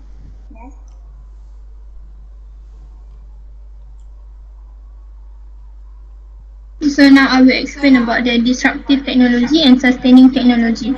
Disruptive technologies are innovation that significantly change the way consumer or businesses operate by underperforming already established products in mainstream markets. These are not breakthrough technologies, rather they are innovative technologies that make products and services more accessible and affordable for their consumer. Sustaining technologies, on the other hand, innovation that work with established markets and already existed products and ideas with respect to product sustainability. The new technologies that foster improved product performance are called sustaining technologies. Making a choice between the two approaches is not that simple because both have their fair share of pros and cons. To conclude, sustaining technology drives long-term innovation and is more incremental in nature, whereas disruptive technology focuses on creating new market value. So a great example of disruptive technology is Apple in the early 2000s. Apple combined brilliant and innovative new technology in the form of the iPod with innovation in the form of iTunes that greatly simplified downloading digital music. This changed the way people interacted with digital and portable music. However, nowadays people don't use iPod anymore because smartphones have the same function as iPod. So for sustaining technology, one great example can be the current smartphone market. Each year, large companies release new and improved products and identify additional features, new ways of doing things, and huge performance improvement that give their product the edge it needs. So next is the innovator's dilemma. The innovator's dilemma, according to Clayton Christensen, describe companies whose successes and capabilities can actually become obstacle in the face of changing markets and technologies. Christensen described two types of technology, which are sustaining technology and disruptive technologies. Sustaining technologies are technology that most large companies are familiar with and adapt at turning sustaining technology challenges into achievement. On the other hand, large companies have problems with dealing with disruptive technology. Disruptive technology are innovation that result in worse product performance, at least in the near term. Disruptive technologies occur less frequently, but when they do, they can cause the failure of highly successful companies who are only prepared for sustaining technologies. So disruptive or sustaining technologies. So we look at the graph. As the graph shows, disruptive technology cause problem because they do not initially satisfy the demands of even the high end of the market. So because of that, large companies choose to overlook disruptive technology until they become more attractive profit-wise. Disruptive technologies, however, eventually surpass the sustaining technology in satisfying market demand with lower cost. When this happens, large companies who did not invest in the disruptive technology sooner are left behind. This, according to Christensen, is the innovator's dilemma. So large companies have certain limitations to innovation which make it difficult to invest in disruptive technology early on. Being industry veterans means that they have set ways in approaching new technologies. Large companies also have an established consumer base whom they must be accountable to. This customer often ask for a better version of current products rather than completely new technology. Customers are a tremendous barrier to innovation, so at last, companies make choices in line with which they are in the market. So that's all for me. I pass to the next presenter. Okay, thank you, Aisha. Now I will continue with how network economics and technology affect international business. Next slide, please. Okay, network economics and technologies and its impact on international business. To this day, there are so many changes in technology, including first social media, such as Instagram, Facebook, WhatsApp, and Twitter. Next, web conferencing, which include two or more users to virtually meeting and meet in their platforms, such as Microsoft Teams and Google Meet. The next is cloud services such as Amazon Web Service (AWS). Next is manufacturing and warehousing, electric vehicles and automation such as Tesla and other automatic drive. The next is website and online platforms such as the companies to advertise their own products and services. The advertising section of the market is never seen before and can to higher level. And the next is globalization. Okay, next slide, please. Okay, there are a few key factors for global growth, and production, telecommunication, and transportation are a few of the important ones. First is production. With the economics of network and technologies, the materials are easily sourced from any side of the world, and the affordable forced labor to bring the cost down. This will maximize the profit for the company and for their growth of the product and services. The next key factor for companies' growth is telecommunication. First, the company can sending invoices, dealing with customers, communicating with suppliers, and keep in touch with employees faster and more efficient. This technique also cheaper and environment good for the companies. The next thing is transportation. With technologies, the explosion of air travel and sea shipping can make the transfer of goods faster and cost effective to around the world. Okay, next slide, please. So what next for business? The new emergence of technologies and network effects can bring the companies and the capitalism to the next level. First, international business now are leaning more towards services. For example, when Apple introduced their new subscription base such as music platform and content provider such as Apple TV and Netflix. The next thing is digital currencies as a new form of payment such as e-wallet and also cryptocurrencies. The next thing is Internet of Things popularity is booming, such as smart TVs and smart refrigerator. Okay, that's the next thing is companies are more lean and more support for the renewables energy and clean sources material for the sustaining technologies. Lastly, the companies are more like innovation and next level commercialization for their product and services. Okay, next. That's all from our group. Thank you. Anybody have a question?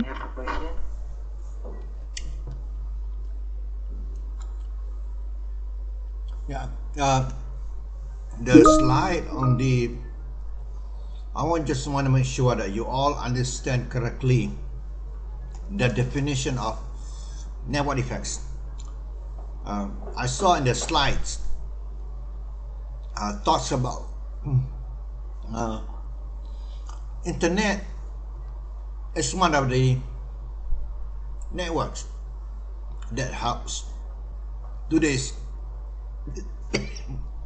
business.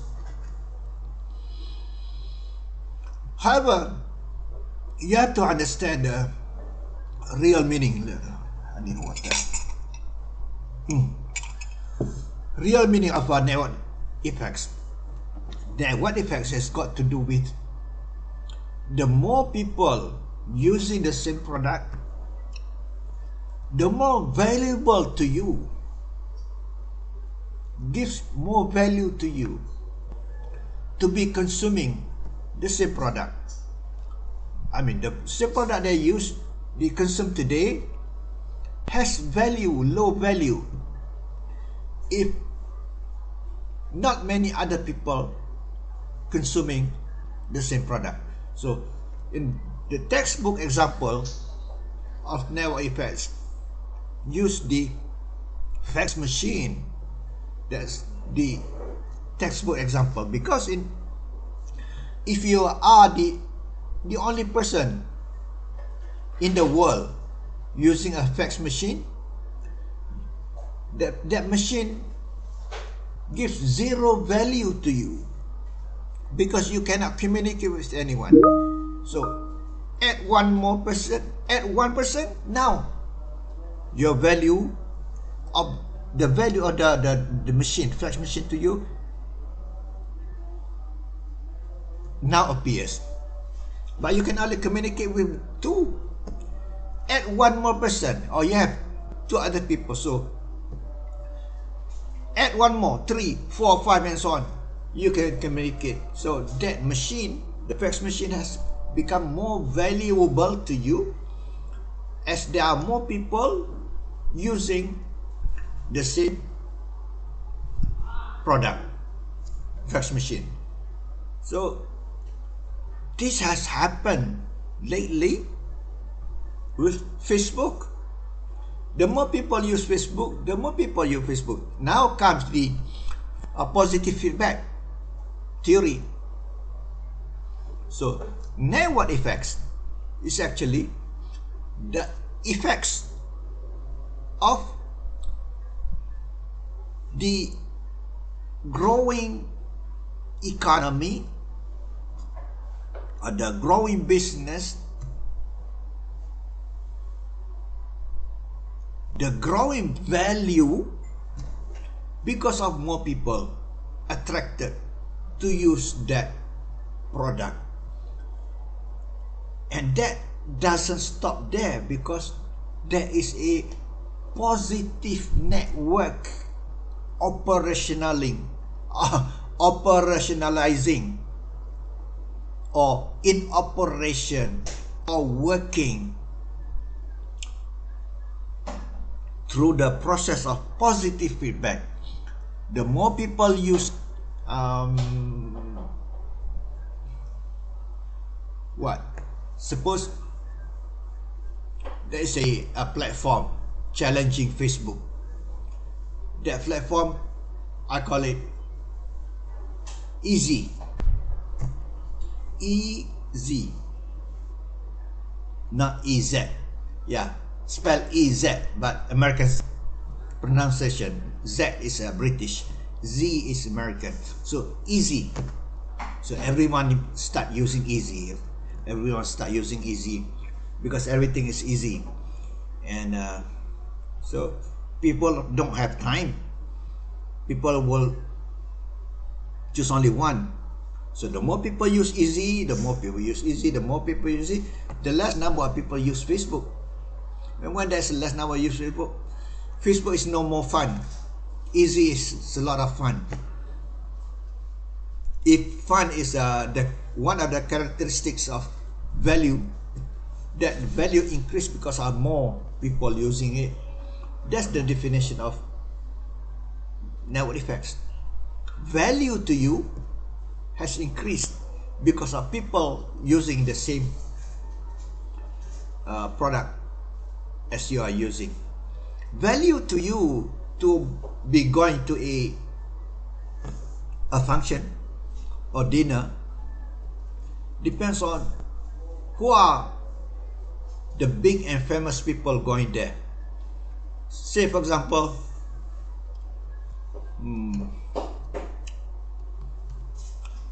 I don't know, talk about artists. Maybe Bill Gates come to Malaysia. I'm organizing a dinner. Bill Gates attending. The other guy organizing a dinner also. But he invites maybe somebody, I don't know, not so famous. So people come to me, oh, Bill Gates coming, yeah, okay, I wanna go. So people come because of the they say value in coming. Well, that's not exactly can explain. Okay, kenduri. That depends on who's going. The famous is going. Okay, I want to go to that kenduri. Yeah, almost. But you have to go back to the products. Product offered. The more people use Facebook, the more people use Facebook, the more people use. And perhaps if I have the technology, come up with my hypothetical easy that will offer better services, better consumer experience, Facebook will be wiped out because of network effects. And that's what happened to Friendster. Before Facebook, there was a Friendster and no more Friendster today. Anyway, so I want to make sure that you understand the definition of network effects. And that's why it's connected with positive feedback of the complex system. And that leads to disruption. So all the three is connected. So now, please question from the class. Okay, Doctor, there is one question from Akmal in the chat box. So Akmal asks, is there any industries or technologies that cannot be disrupted? So I would like to answer. Industry which experience no disruption are anomalous, or we can say exceptional, because it contradicts with what this theory suggested and it prevent growth. So for example, industry or institution which have remained largely undisrupted include energy, education, government, healthcare, airlines and hotels. That answer Akmal's question. But I beg to differ. All industries all companies, all businesses can be disrupted. Even hotel. There's a new type of hotel.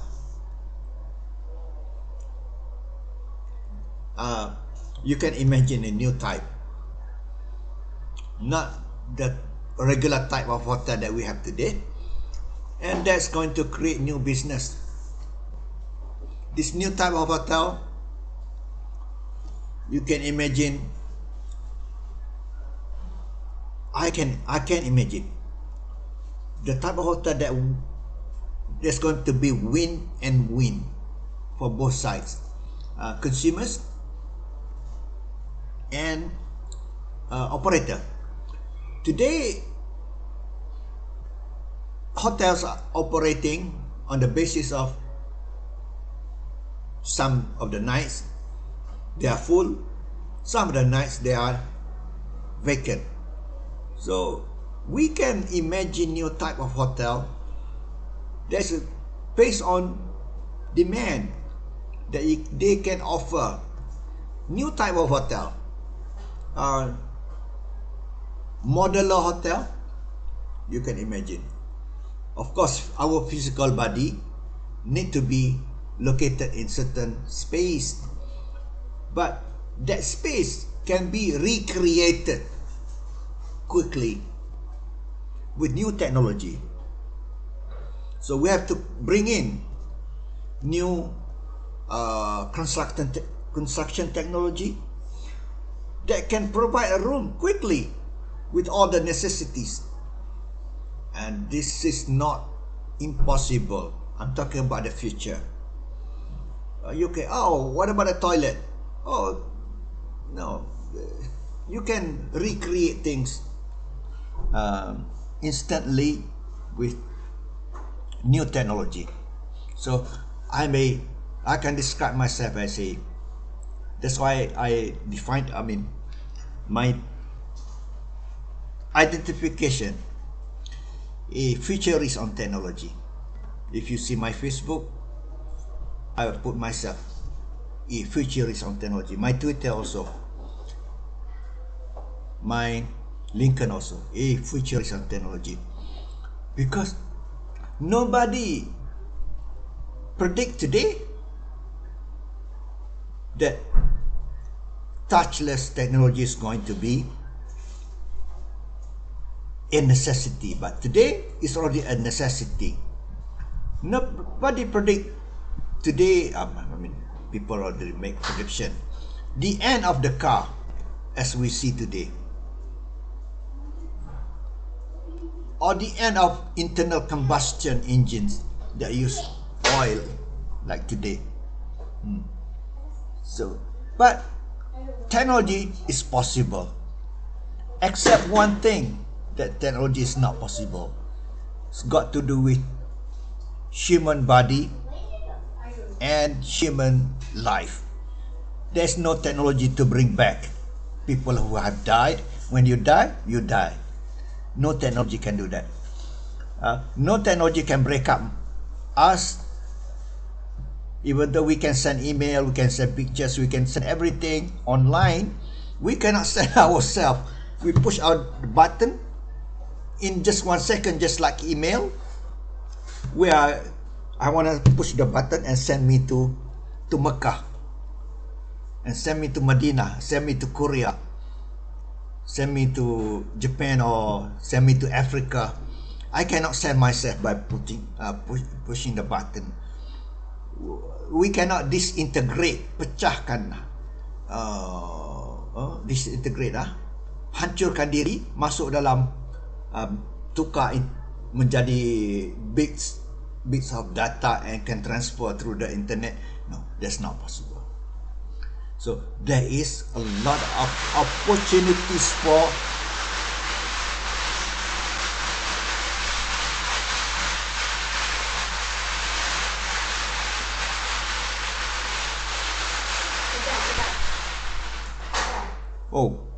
sorry, it's almost the year of the black tiger. What is that sound? the year of the black tiger. So I can hear the sound from the shop nearby. Okay. There is ample opportunity with technology.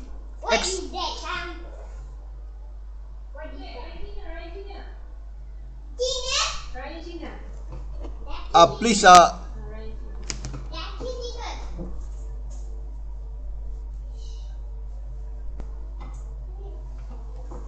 ample technology opportunities with technology, except few things, but only limited number of impossibilities. There are more possibilities than impossibilities. Yes, I can conclude that way. Anyway, so applause to the group. Thank you. We call upon the next group.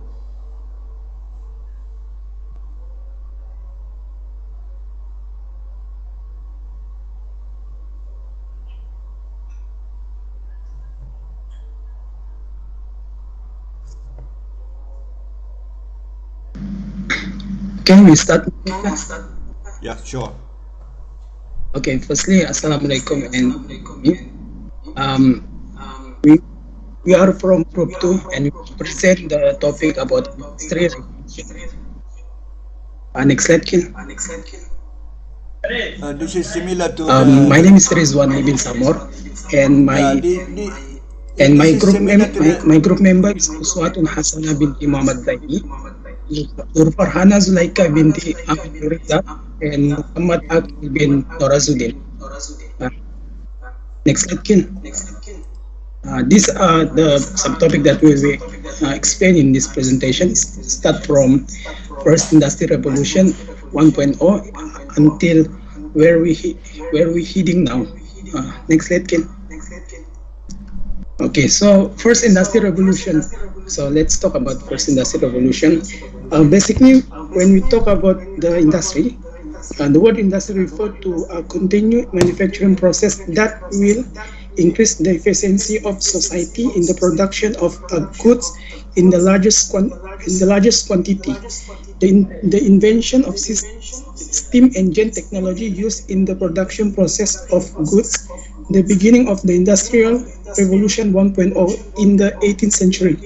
The industrial society is the concentrate on the mass production of goods. Society depends on the industrial sector as a source of employment and income to livelihood. The industrial community has skill in the operation of the machine that are widely used in the production of goods. During this industry, the produced goods on the large scale for domestic and international market. When machines were widely used industry, factory workers are shifted of the service industry sector. So in this slide, we can see that here are some of the impact of the first industry revolution. First is about development in the textile industry. The Industrial Revolution has led to progress in the textile industry. The invention of new machines caused the textile industry to grow rapidly. The invention of the industrial machine has increased the production of cotton clothes. The second impact is about the work specialization. The widespread use of the machine in this industry has led to specialization of work. Workers only have to do part of the work to produce the product. The division of labor and mass production have reduced operating costs as well as increasing production. The next of impact is about the social mobility. Mobility means movement as one of the significant phenomena in industrial society. The rapid development in the field of industry has resulted increased the living standard of the work class. Furthermore, the increase in the production result for them receive the higher income. This allowed the community to enjoy a good life. This had laid the foundation for the emerge of the middle class in society. So the next impact is about the advance in transportation. In Industrial Revolution, the Industrial Revolution lead to advance in the transportation system. A good transportation system is provided to facilitate the movement of goods and marketing for the product. And the last impact is about the trade. The Industrial Revolution also caused the international trade to grow rapidly. International trade caused industrialized country to produce mass production to increase the international trade. For example, at the time, England implemented a policy of full free trade in the industrial and agriculture sector. Next slide, Akhil.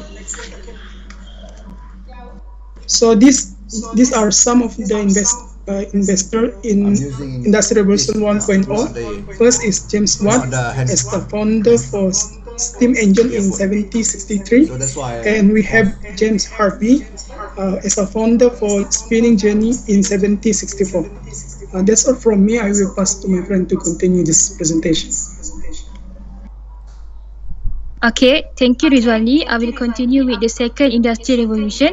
Okay, talking about the second industrial revolution, we will imagine a lot of intelligent and unexpected technology creation like Thomas Alva Edison and Lewis Latimer who created the light bulb, Alexander Graham Bell who invented the first telephone, and most importantly on the second industrial revolution era, which I want to highlight, is Henry Bessemer who invented Bessemer process. Bessemer process is a machine that allows us to make steel in large quantities at a cheap price. Andrew Carnegie also used this Bessemer process for the mass production of steel, and here we can see by steel created by Andrew Carnegie, William LeBaron Jenney can create the first skyscraper in the world, which is the home insurance building located in Chicago, United States.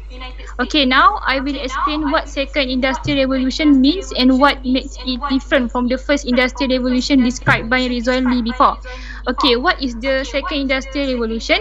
Second industrial revolution differed as technological revolution because it was a period of almost instant industrialization that took place from 1850 to 1914. And we know 1914 is the beginning of the World War I.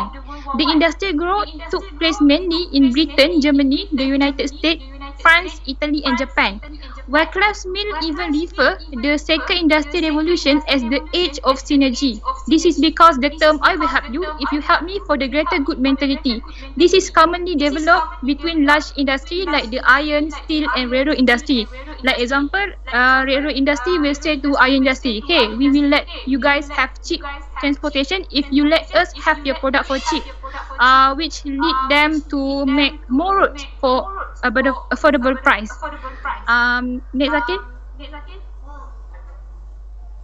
Okay, the difference between second industrial revolution and first industrial revolution. Firstly, the method of production is increased automation, that instead we going from just hand to machine power in first industrial, we are dealing with less and less human effort required to produce good. Like example, in first industrialization, there is spinning jenny, the machine to produce textile, but it's not full automation. It still have to use workers to moving or spin it.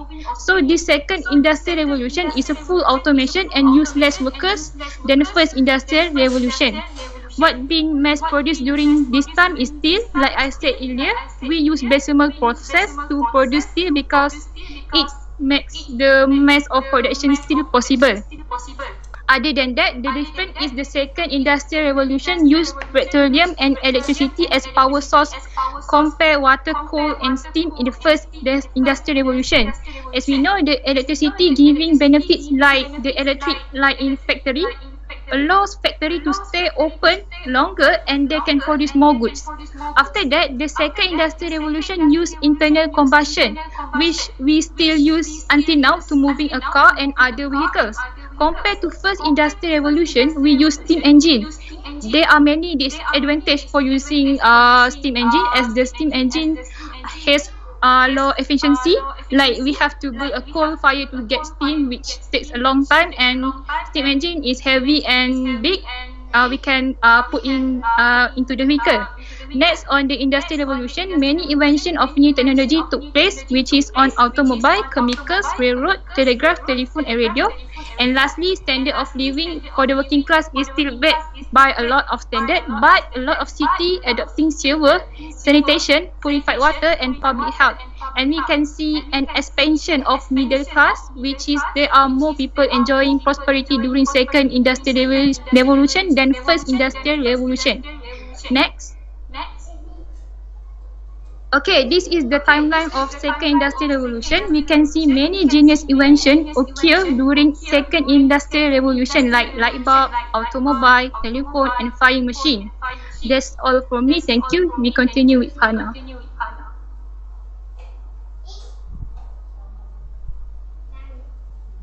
So I'm going to explain about the third industrial revolution. Next slide.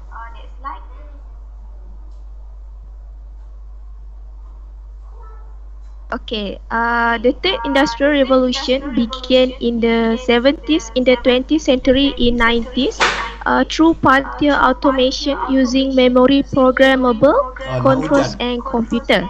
Since the introduction of this technology, we are now able to automate an entire production process without human assistance.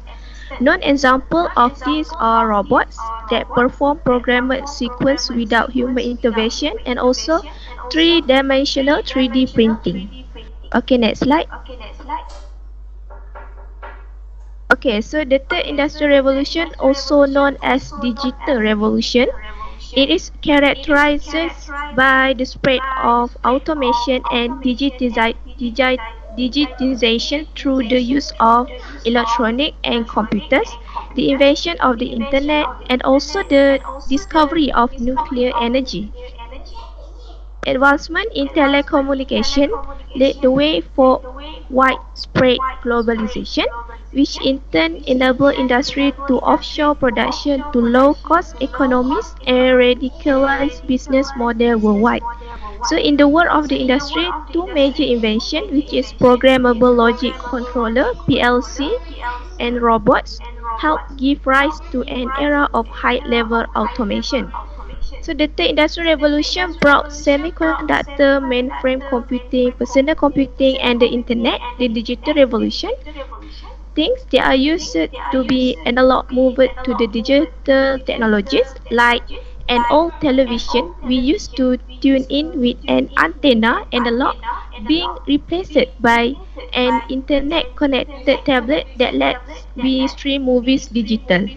So the move from analog electronic and mechanical devices to pervasive digital technology dramatically disrupted industry, especially global communication and energy.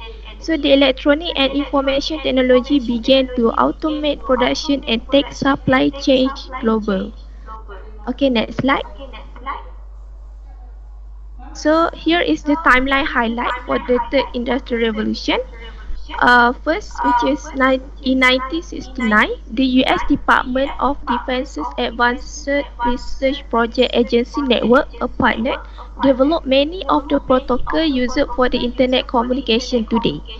Moving on to the 1973, Ethernet is invented, the first system for the transmission of information between computer systems. So what is the Ethernet?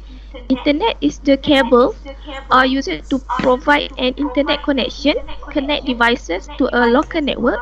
They plug into Ethernet ports on a variety of devices. The most common use for an Ethernet cable is connecting to Wi-Fi router or modem to the Internet entry port of or telephone line. So moving on to the 1991, the first web page is created by Tim Berners-Lee. And then 1998, the Google search engine is born, changing the way users engage with the internet. The internet becomes popular in industrial environment. So lastly, in 2004, the era of social media begins. Facebook goes live. Okay, that's all from me. I will pass to the next presenter. Okay, so for the fourth industrial revolution, so for a recap, the first industrial revolution was steam. Then it moved to steel production, which caused which when they could produce electricity. And then we had computing, digital era, and then we have for the fourth industrial revolution is cognification. So what does cognification mean? Cognification is to make something better and better and better. So we keep on advancing. Oh, sorry, give me a second. Okay, so what is the fourth industrial revolution? It is disruptive transformation of industries through emerging technologies. So it fuses these three main mega trends: physical, digital, and biological. So to talk about physical trends are the easiest to see because they are tangible. We can see them like autonomous vehicles. We can see trains. We can see cars.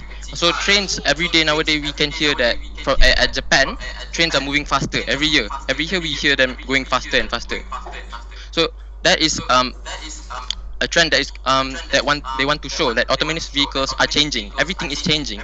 So other than that, we can see that cars now are recently 3 days ago, if I'm not mistaken, and a Slovakian car is the first car that is cleared for takeoff, as in it can fly, flying car.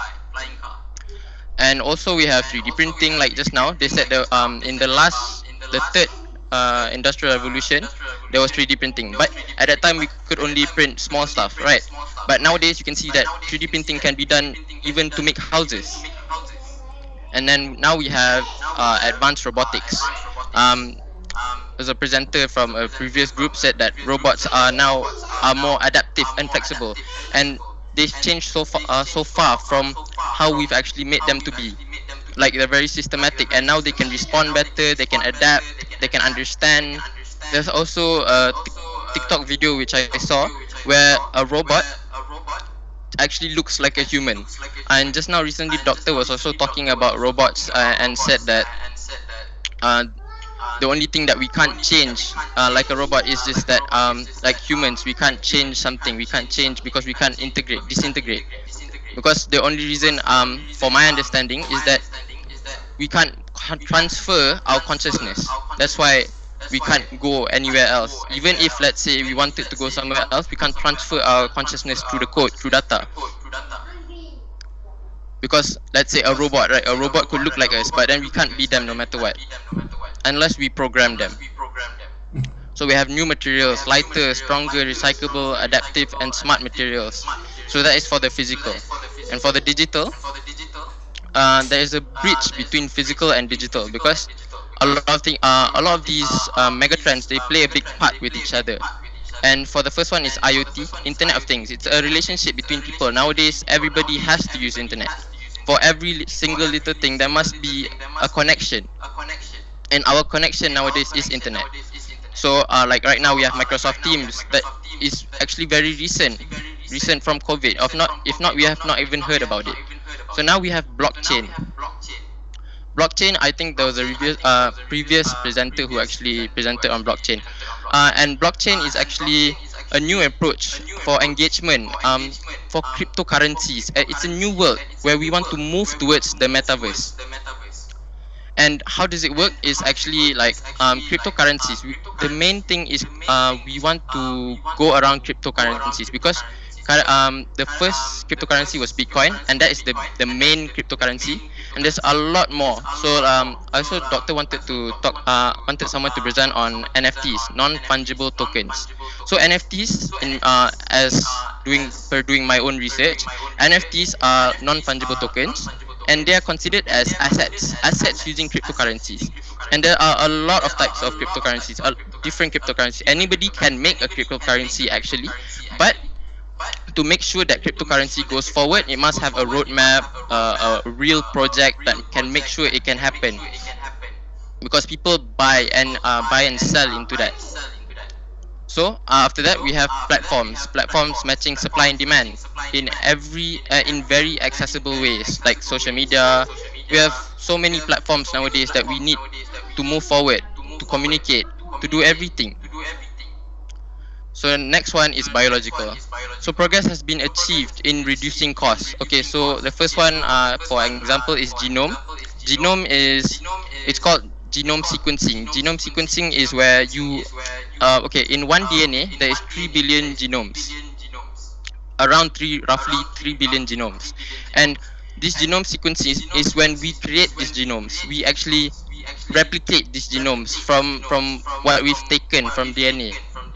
And it used to be that in 2003 genome sequencing stopped, and it used to be that genome sequencing used to take almost a day and 24 hours around that time, and now it can only be done in 2 hours.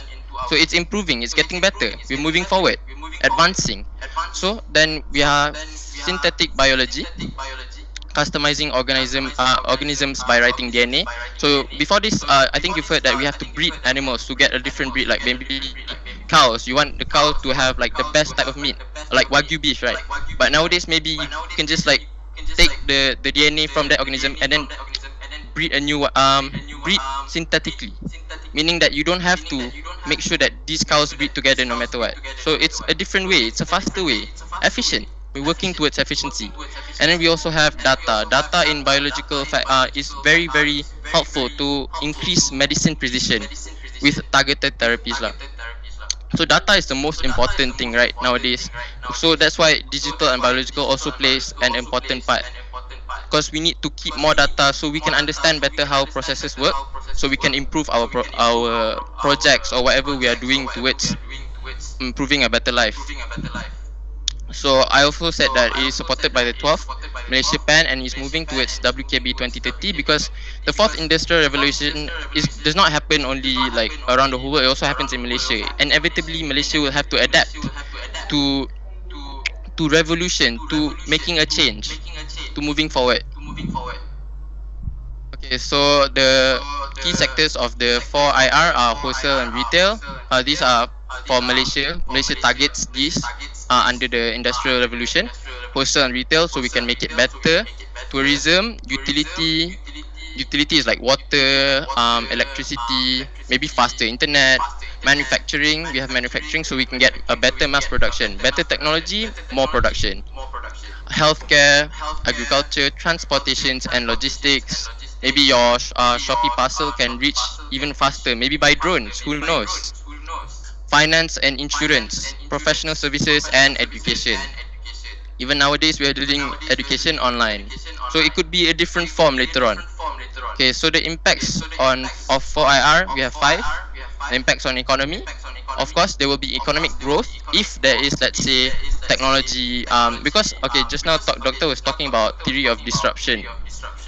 What I understand of it is that it is competitive advantage, where people in the same field or sectors will have to fight, or maybe like two businesses fight, and the better business who creates something that is different, innovative and is more efficient will be the one that will lead that sector, just like search engine like Google. So that is the theory of disruption, if by understood. So if let's say there is disruption, then an economy can grow further because of the competitive advantage. When there is competition, there's something that will be better. So this growth in economy, because of the mass production that is occurred because of that theory of disruption, can cause new jobs, new employments, new technologies will drastically change the nature of work, because there are new stuff like, let's say, blockchain just now, cryptocurrency, metaverse. There will be a search of new types of work, different work. And because of this, they will have new skills. People will have to have new skills in order to have these new works. And with so, there will be a nature of workforce which will do a portfolio and generate a great amount of income for the country, or for country actually. Okay, so it will also impact businesses. Customers' expectation will be higher, of course, because of our technological improvements, advancements. So customers expect more. And data-enabled products. Like nowadays, if you've known tracking, actually tracking is something in our technological devices like iPhones or iPads. When you download something, they will always ask if you allow tracking. And if you allow it, actually they listen into our conversations. And this is actually to help them, these people like Facebook, maybe like Instagram, to personalize ads for us. And then they know what the consumers want. And when they know what the consumers want, they can actually provide that for them. New collaborations can also occur in business, and new operating models. New operating models mean a lot of things nowadays are always in beta. Beta is meaning like always evolving. Something is always evolving. So something there will always be something new, and then that's why they say it is always in beta. This is said by Klaus Schwab, the founder and executive chairman of the World Economic Forum organization. And it can also impact the national. Disruptive changes are redefining how public institutions and organizations operate. So in the world, old workers when they have a problem, we have to take time and analyze the situation and then think of how to solve the problem. But maybe nowadays, like a robot, maybe a robot can analyze the situation for us and then done. He will solve the problem for us, taken into consideration of all the data that we have collected from before. And then it can also impact society. Society has to change and adapt. Adapt is the most important thing. They have to be fast to the current changes, because if you're not fast, then we lose it. We actually lose the opportunity. And also as an individual, when there's a lot of technological advancements, they will change our identity actually. Our behaviors, let's say, because we are on the screen all the time nowadays, we don't have time to actually go outside, take some leisure time, and that actually changes us because we actually focus on the screen time, because maybe our type of leisure nowadays is playing games, so we don't have to go outside that much. And then our privacy nowadays, where we post everything on social media, whereas I think a lot of people used to be closed up before social media. Our time for work might be lessened because of our technology advancement. A lot of work can be done efficiently without men having to do everything. Like the amount of workload would be less. So that's all from me, from the impacts of fourth industrial revolution. Thank you. Yeah. Thank you. So Thank for you. where we are heading, we have a video.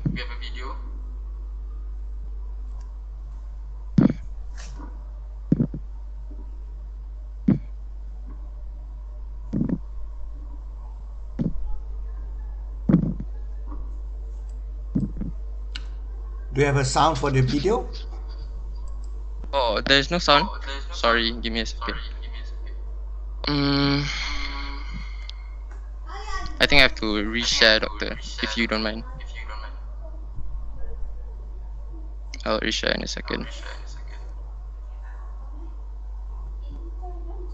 Oh no.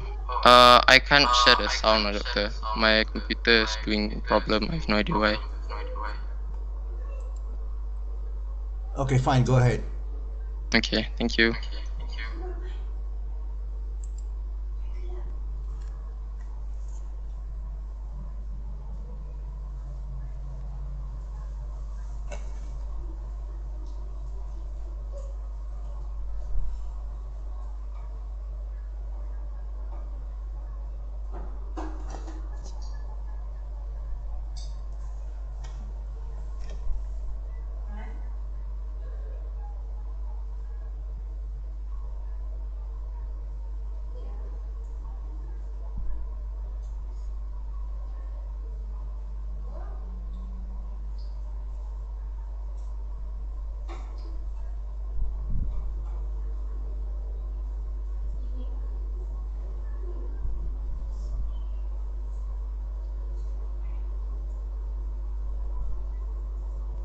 So basically, that's all from us. Where we are actually chasing and going towards society 5.0. Yeah. You put up the slide again just now. I mean Oh. the video. Yeah. Wait, Because we sorry, want I to can't know see. where it is heading. Yeah, give me a second. Laptop slow, doctor. Sorry. Okay, wait. Can you see now? Wait. Okay. We're here, I think. Okay.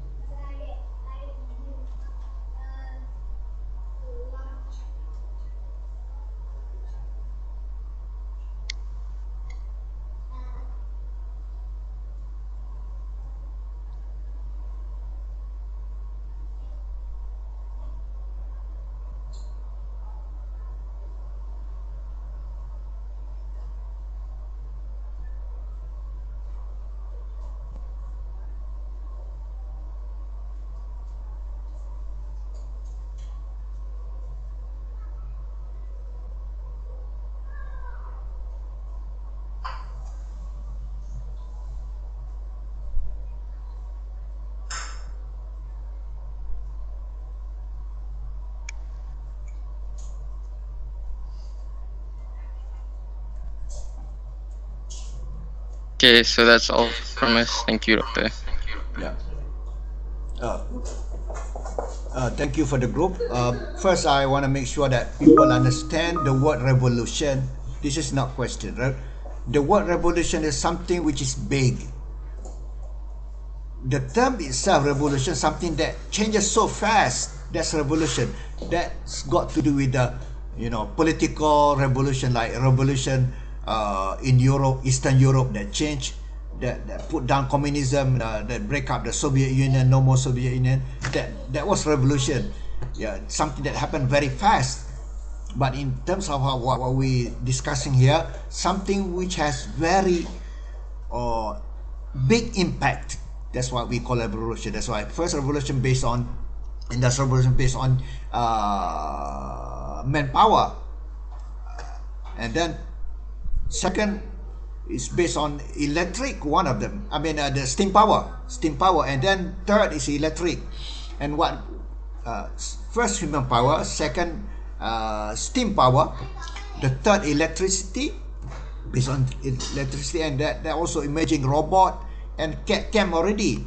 CAD/CAM, computer aided manufacturing, meaning or even design. CAD, CAD, computer assisted design. The computer, you program, computer will design for you, design the engineering design, and CAM, CAD and CAM, computer assisted manufacturing, robot will do for you. What I'm trying to get to this, CAD and CAM, is precision. So in the third industrial revolution gives us precision. Everything is precise. But yet there was already digital. However, what differentiate between the third, because digital is already there, beginning. Differentiate between the third and the fourth is that the digital has become more powerful, such has become the engine. The engine for the fourth industrial revolution is the artificial intelligence, which the robot of the past has assumed the job of learning. There's a terminology of machine learning. Machine that learns, try to replicate how we people behave and act. In the future, a machine will try to learn how we think. That's already in artificial intelligence, how we think, and to do it. But right now, the car without driverless car, is based on sensors, cameras, and then all these sensors. Smart city also based on sensors. I make it the word because I want to emphasize on the word sensors, not senses. Yes, sensors can make sense by the machine, so the machine will react and proact based on information they collect. So these are the things that we have: artificial intelligence, and then augmented reality, virtual reality. But still, like someone today mentioned to me, we cannot really transfer our emotion into the machine. So actually, machine is trying to learn the next phase, which is robot with the not only looks like physical human, but also having the feeling like a human and can share that feeling.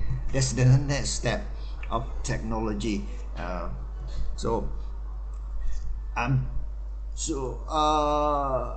Yes. Question from the class. Doctor, Yes. question from Aina. Is Malaysia heading to industry 4.0? And what the challenges of Malaysia has to face 4.0? Let me answer that question. Yes, absolutely. Malaysia is heading to Industry 4.0. The proof is we can see in the budget of an RMK 12 that is shown how to achieve Industry 4.0 and also discuss what the government to increase Industry 4.0 in Malaysia. We also see that although Malaysia is classified as a country that has adopted IR 4.0 and is actively implementing digital transformation, our economy is far behind Japan and Singapore, which are far ahead.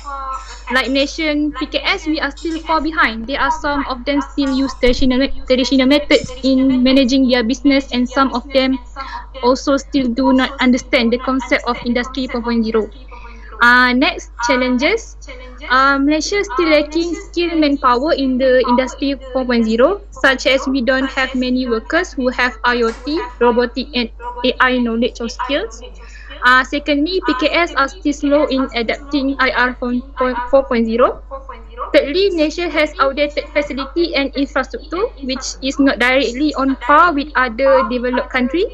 And lastly, the education system at our university, which does not provide students to face the Industry 4.0, which is university students need to take more industrial training to go into Industry 4.0 after studying 4 years degree, which is a waste of time. That's all for me. Thank you. Okay. I wish I could have more on this. We have limited time because we are almost 6 p.m. We have one more group, so we want to congratulate to the group just now, as just like all the groups before. Oh, forgot. Before I start with the group, I remember the group before this. The group before this was talking about challenges with the fourth industrial revolution or what? With technology. Yeah, the group before this. Challenges. You forgot one. Ethics. You may want to add that one. There's going to be a big challenge with technology. With what was the topic? What was the topic of the group before this? Hello? The group before this, just one before.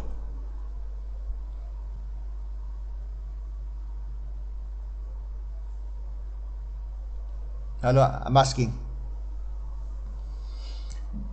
Because that group listed the challenges. One of them is ethics. With technology today, ethics is very important. What I mentioned by ethics, people can cheat online. People can do so many things without ethics, unethical things with the technology. People can invent things that destroy the world. People can invent things that will bring harm to everyone else. Cryptocurrency, I mean, no, not cryptocurrency. All these cyber crimes, yeah, crime in cyberspace, yes, and so on. So ethics is one of the very important challenges when it comes to the internet technology, fourth industrial revolution, and so on. So now we call upon the last final group for the day and for our class. This is our last final class.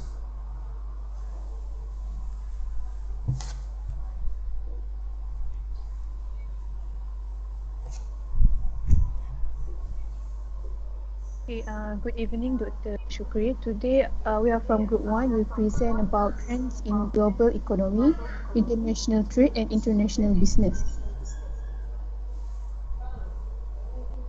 So my group consists of 4 members, which are Nur Aina, Dinesh, Nur Khairunisa and Nur Fifa.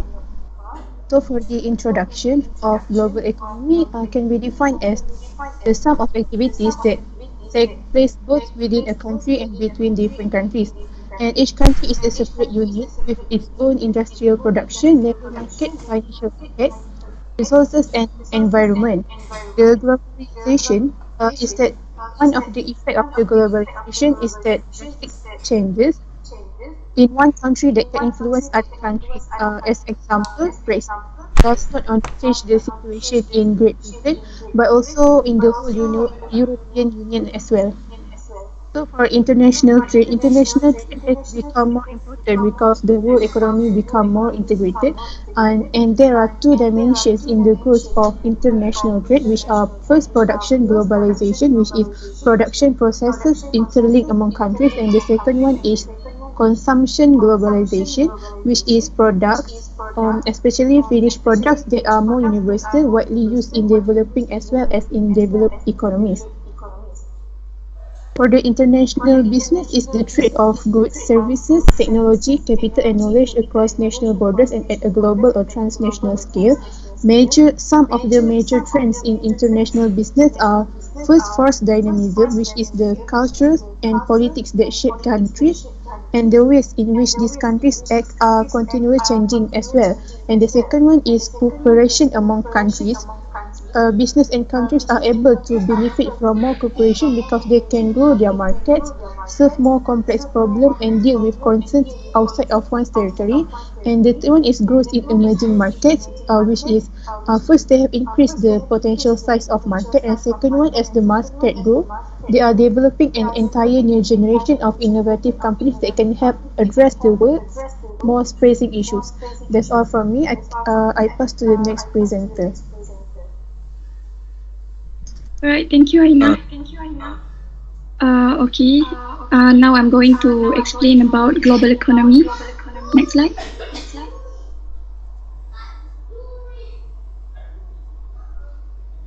Okay, benefits of global economy. There are numerous benefits of a global economy, which includes first, free trade. Free trade is an excellent method for countries to exchange goods and services. It also allows countries to specialize in the production of those goods in which they have a comparative advantage. The next one, movement of labor. Increased migration of the labor force is advantageous for the recipient country as well as for the workers. If a country is going through a phase of high unemployment, workers can look for jobs in other countries. This also helps in reducing geographical inequality. And the third one, increased economics of scale. The specialization of goods production in most countries has led to advantageous economic factors such as lower average costs and lower prices for customers. And the last one, increased investment. Due to the presence of global economy, it has become easier for countries to attract short-term and long-term investments. Investments in developing countries go a long way in improving their economies. Next slide. So this is, I'm going to explain a bit of the trend of the global economy from the year 1980 until 2022. There is a significant drop, if you can see here, in the year 2020. It occurs because of the Great Lockdown, which affected most of the region of the world. The drop occurs because factories need to shut down their operation and they have to stop any economic activities in order to prevent the spread of COVID-19 during the Great Lockdown. World GDP growth rate for 2020 was negative 3.59%, a 5.93% decline from 2019, which was 2.33%. This is a truly global crisis, as no country is spared. For the first time since the Great Depression, both advanced economies and emerging markets and developing economies are in recession. Countries relying on tourism, travel, hospitality, and entertainment for their growth are experiencing particularly large disruption. Moreover, several economies entered this crisis in a vulnerable state with sluggish growth and high debt levels. Next slide. Okay. We had a massive global recession in 2020, one of the deepest recession we had over the past few decades. It was followed by this rather strong rebound, which was actually one of the strongest rebounds we saw after global recession in a long time period. Global economy registered growth around 5.5% over the last year. Now, as this year growth, we will see a weaker growth next year, and the growth will go down around 4%. This year and 2023 is going to be around 3.3%.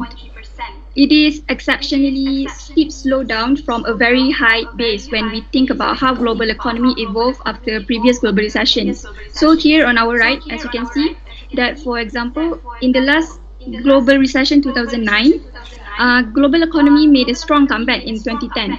But then the next 2 years had a sharp slowdown. This year and the next year, we will see even a sharper slowdown in global growth. And it will be basically the sharpest slowdown in modern era when you compare with the previous 4 global recessions in the global economy experience. Next, I will pass to the next presenter. Thank you. Okay, I'm going to present about international trade. International trade occurs when there is import and also export between two countries. Over the last 2 centuries, trade has grown remarkably, completely transforming the global economy. Today, about 1/4 of total global production is exported. From historical perspective, there have been two waves of globalization. The first wave started in the 19th century and came to end with the beginning of the First World War. The second wave started after the Second World War and is still continuing. Trade transactions include both goods and services. The production chain of these goods and services are becoming increasingly complex and global. According to recent estimate, about 30% of the value of global export come from foreign inputs. Most trade theories in the economy literature focus on source of comparative advantage. These theories prove that all nations can gain from trade if each specializes in producing what they relatively more effective at producing based on their strength. Next slide. This is a graph showing export of goods and services. The source was World Bank. In 2008, the world was shocked because of the Great Recession, where the global export and trade crashed, causing unemployment and downfall of countries' income. The impact of Great Recession also impacted the exports of the world and for the following years to come. In 2009, it is shown in the graph. Starting 2010, the economy began to recover and showed some positive growth in world export, which also positively impacted international trade. In 2011, recession happened again, but not as bad as the recession happened in 2008. Slow recovery of economy has the effect of both recession. International trade made slow and positive progress after that and took a dip in 2019 because of the COVID-19 pandemic, which stopped all the world export. Next slide.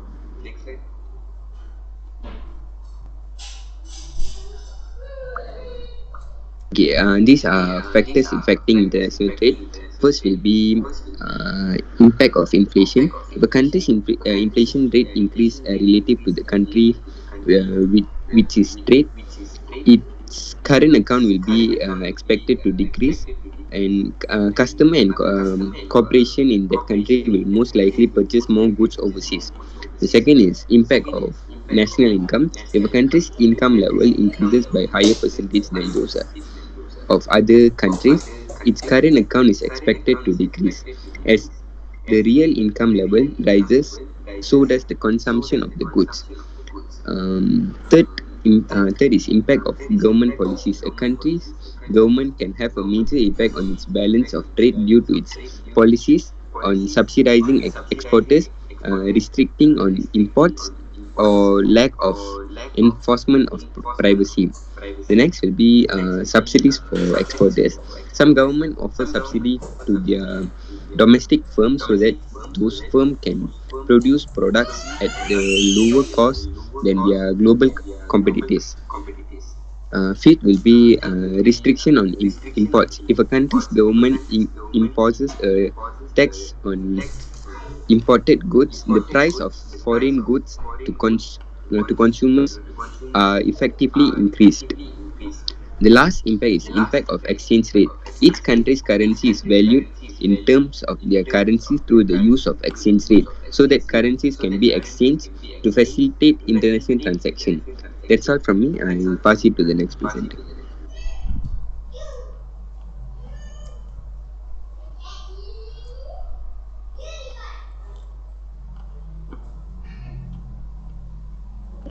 Okay, thank you. So I will continue with international business.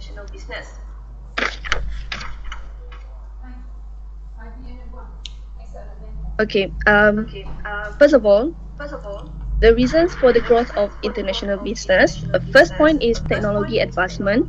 Faster and more advanced transportation can improve the international trade.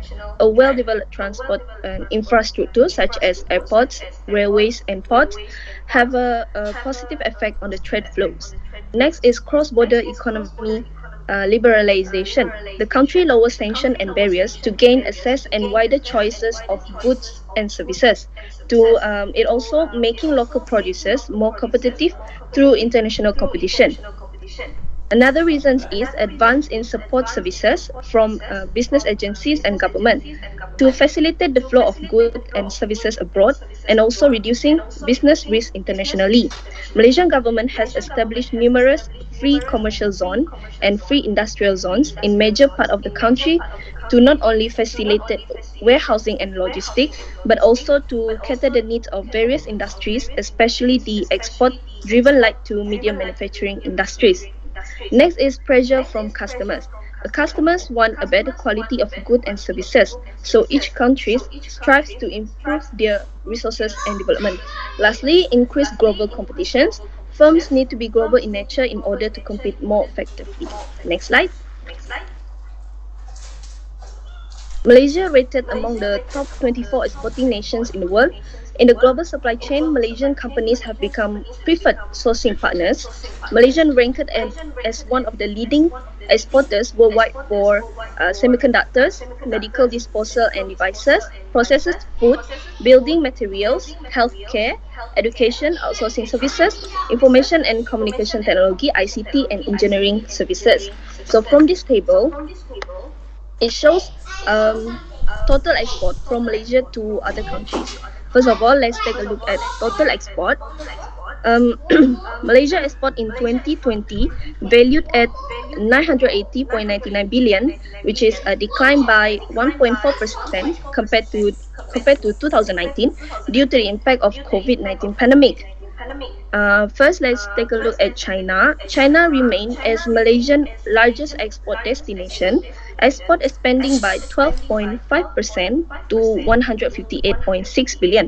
The expansion was driven by higher export of iron and steel product, other manufacture, E&E product, metal, palm oil, rubber product, paper and pulp products. Export China contributed 16.2% to Malaysian total export in 2020.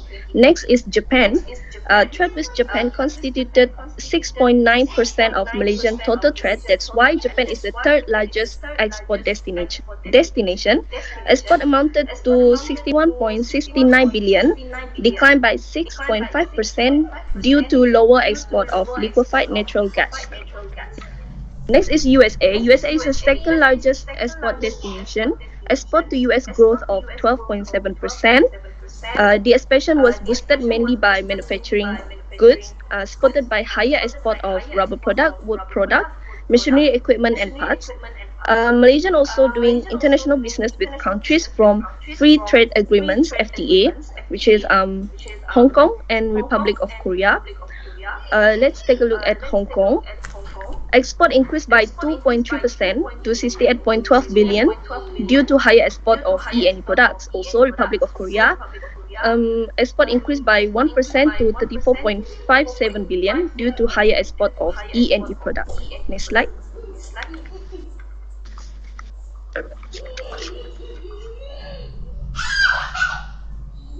Next slide.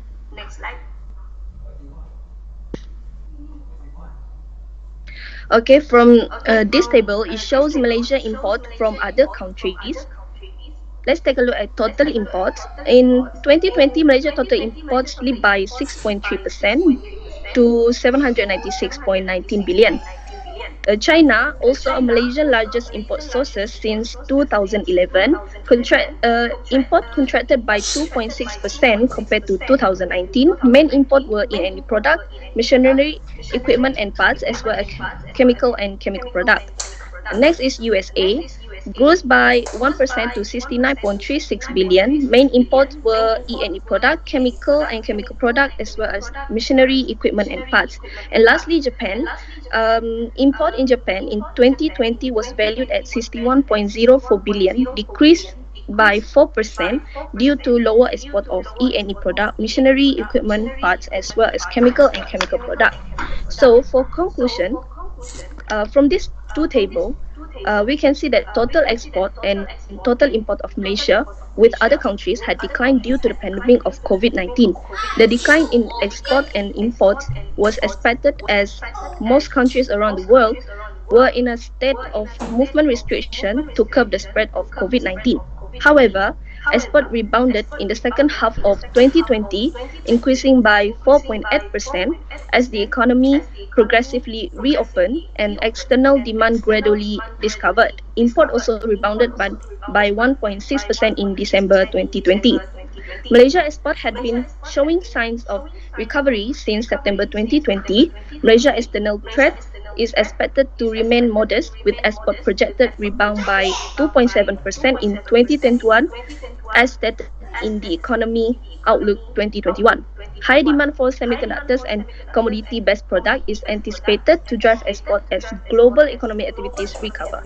So that's all for me. Thank you.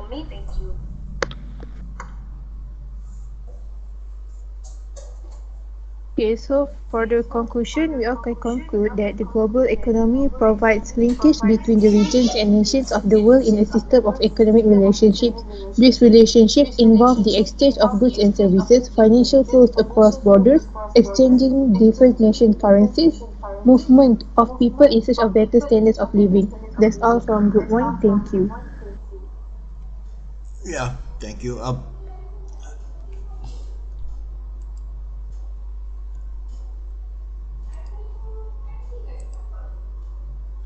Thank you for the group. However, what is the trend really for the global trade and global technology and global business combined? You look at in a package, the global economy,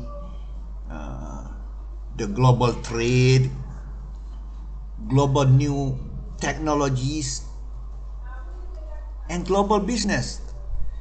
Can you describe that as a package, and what is going to be in the next few years from now into the future? So that's my question.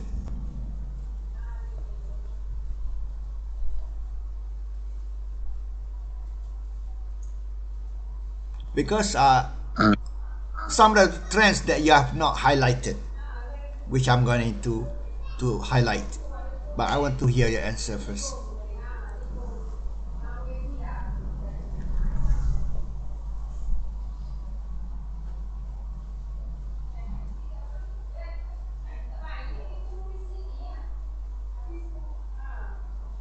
Yes, go ahead.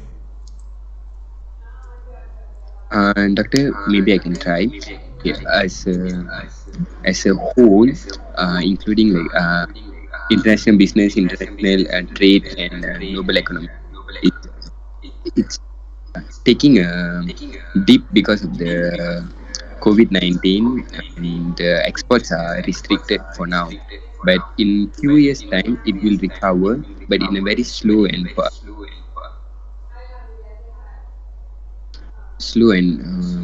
positive growth lah. And hello, can you hear me? Yeah. Yeah. Okay, so by global technology, it is improving by day with so much of new innovations. I want you to answer this as a package, as a complete, rather than dividing into as of technology, as of trade, as I want you to see the trend today and what's going to be the trend in the near future. Do you have any clue on that?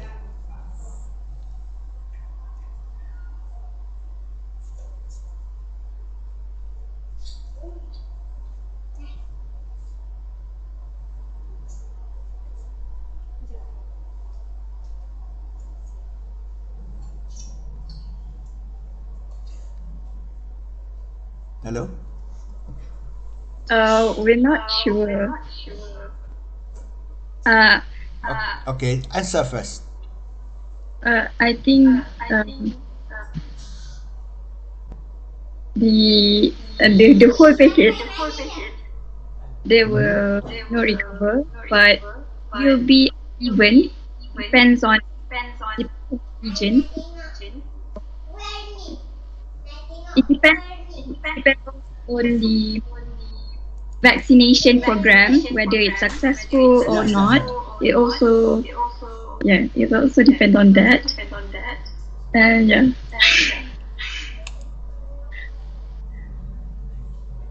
Okay, doctor, what Okay. All right, I accept all your answer are nothing wrong with your answer. I'm not saying not correct. No, we can accept all the answers.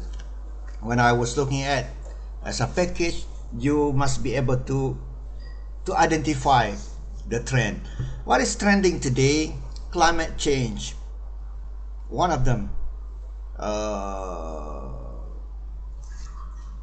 And of course, everything is online.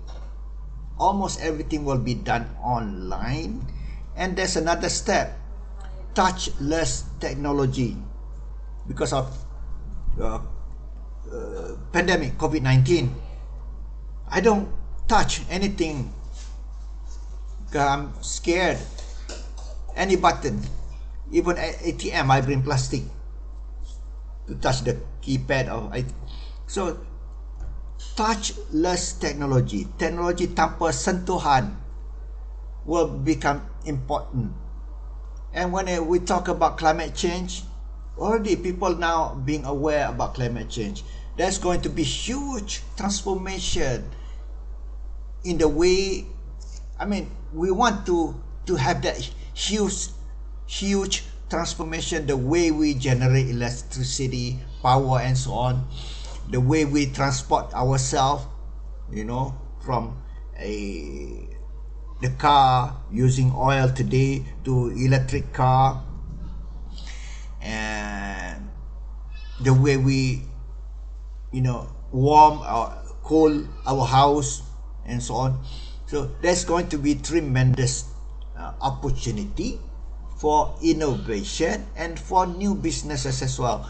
So climate change is one of them, and touchless technology, hydrogen technology, car using hydrogen rather than using electricity, or can be hybrid, electricity and hydrogen. We're doing away from this using the fuel, oil. Smart, everything smart of everything, smart city, smart education, smart whatever.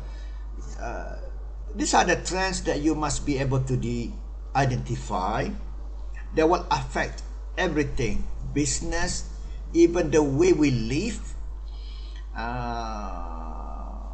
and the global economy. So for now, right now, global economy is a battle with inflation, because inflation is a risk now because of COVID-19 has disrupted supply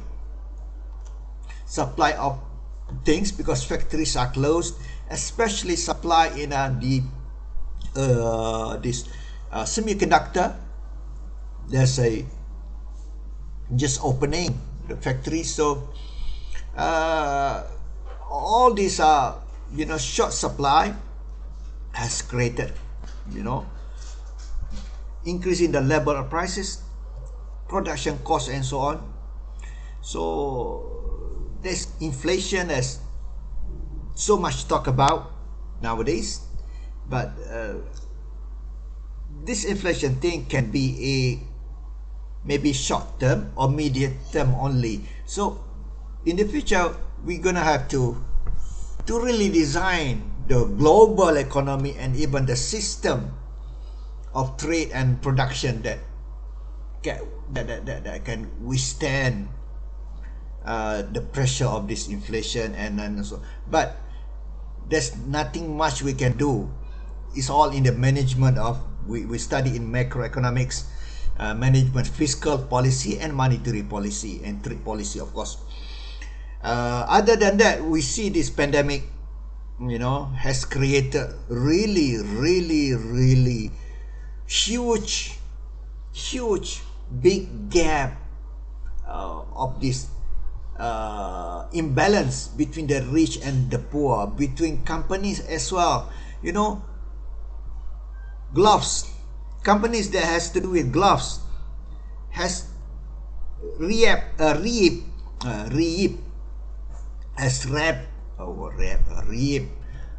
huge profits, you know, top gloves.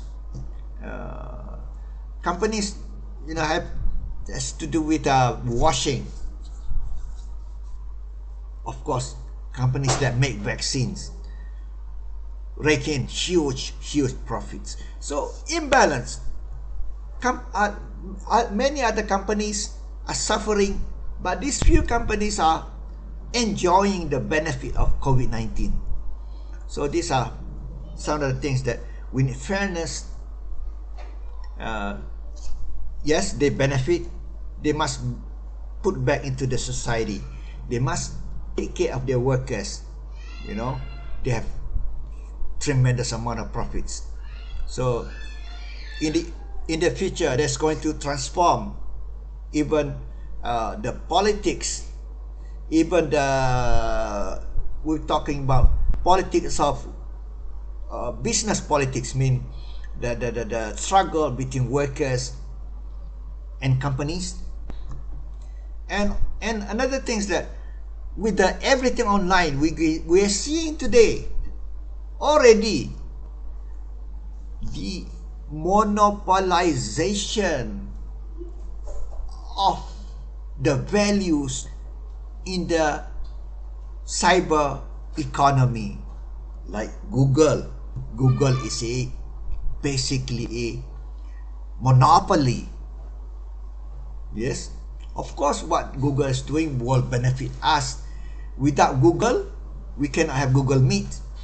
Without Google or internet thing, we cannot have this Teams. The Teams is by Microsoft. But they are monopolies. So we need some kind of new structure for the global economy that ensure fairness, that ensure everyone is benefiting. So we're talking about no one is left behind. That's what one of the 2030 SDG, Sustainable Development Goals of United Nations, SDG 2030, with the tagline "No one is left behind." But there's huge challenges if you don't transform. So if you are able to discuss all this as a package, that's what I mean, as a package. Maybe I have not touched all the trends, but the trends is going to be fast, mobile, customization, adaptability. What else? These are some of the trends. Concern for climate change. But there's always a struggle between work and leisure. How do you differentiate or cut out work and leisure when it comes to the social media? Social media has become one of the things that delivers value, not only physical value, but also the intrinsic value that's going to change the world. And so in the end, it's up to us to beef up our what we have, to protect ourselves physically, mentally, and spiritually. So I go back to education. That's the most important of all. Okay. So I want to thank all of you. We have come to the end of the class and our course. Now I want to take this opportunity to hear from you. I open to everyone. What do you think about my question is simple, one only. What do you think about the subjects that I fill in, or even I introduce to you? Maybe if not because of this course, you have never learned about complex system. You have never learned about network effects. You have never learned about this disruptive innovation versus sustaining innovation. I want to hear from you. Go ahead, please. Feel free to say whatever you want to say. Please.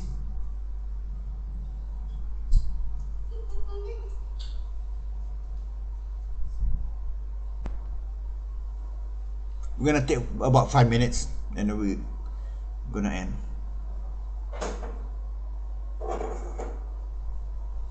Please.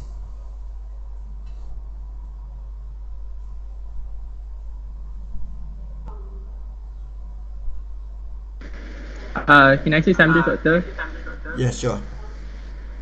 All right. So based on this subject, I think there are a few topics that is always relevant and is, I think it's very interesting, especially when it comes to the complex system, because it's something very new. And when I heard about it first time, I thought it was just about something complicated. But then when I read more about it, something about what? Something about what?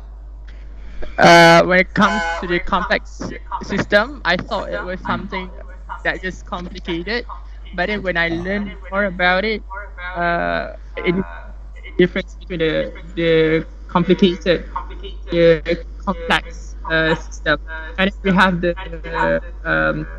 industrial revolution, something very nice, and then the blockchain, the big data, all of that, something that is widely discussed nowadays on social media as well. So that's why I think it's very interesting. Thank you. Okay, anyone else? Taking more.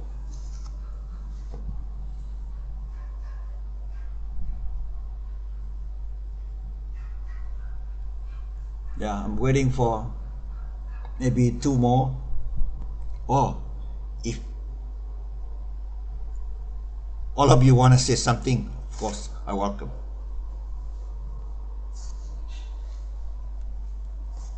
Okay, please go ahead.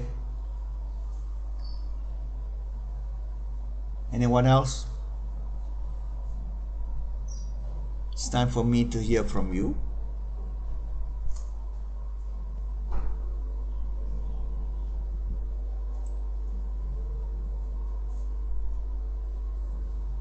Hello. Doctor, I would like to share. Okay. I how to include like about and big data. Really, you explain about it and the recent thing that happened today, like NFTs and those technology developments that are happening right now. So it's really interesting to learn about, and yeah, I really appreciate your effort throughout the semester. Thank you. Welcome. Anyone else? Maybe the last one before we stop. This is the end of our class. really our Doctor, last. Yes. I would like to say something. Firstly, I think this course is very interesting. It's very up to date, and I like how you share with us in news and something that we need to know, but you share it with us. Now we realize how important to know, and I guess this is an interesting subject for me. Okay, thank you. That's very important what you say. It is important to know because during the interview, job interviews, even though the interviewer does not ask you, you can add to it, and the interviewer will be, oh, this person is inside himself or herself. This person is well read. You know, that's very important to know. I mean, the fact that you say that important to know, it's very important. Okay, anyone else? Last chance. Really last chance for our class and our meeting. We don't know when we're gonna meet again.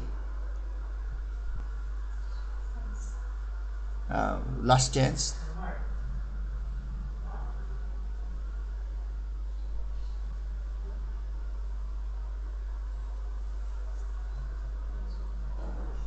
Anyone else?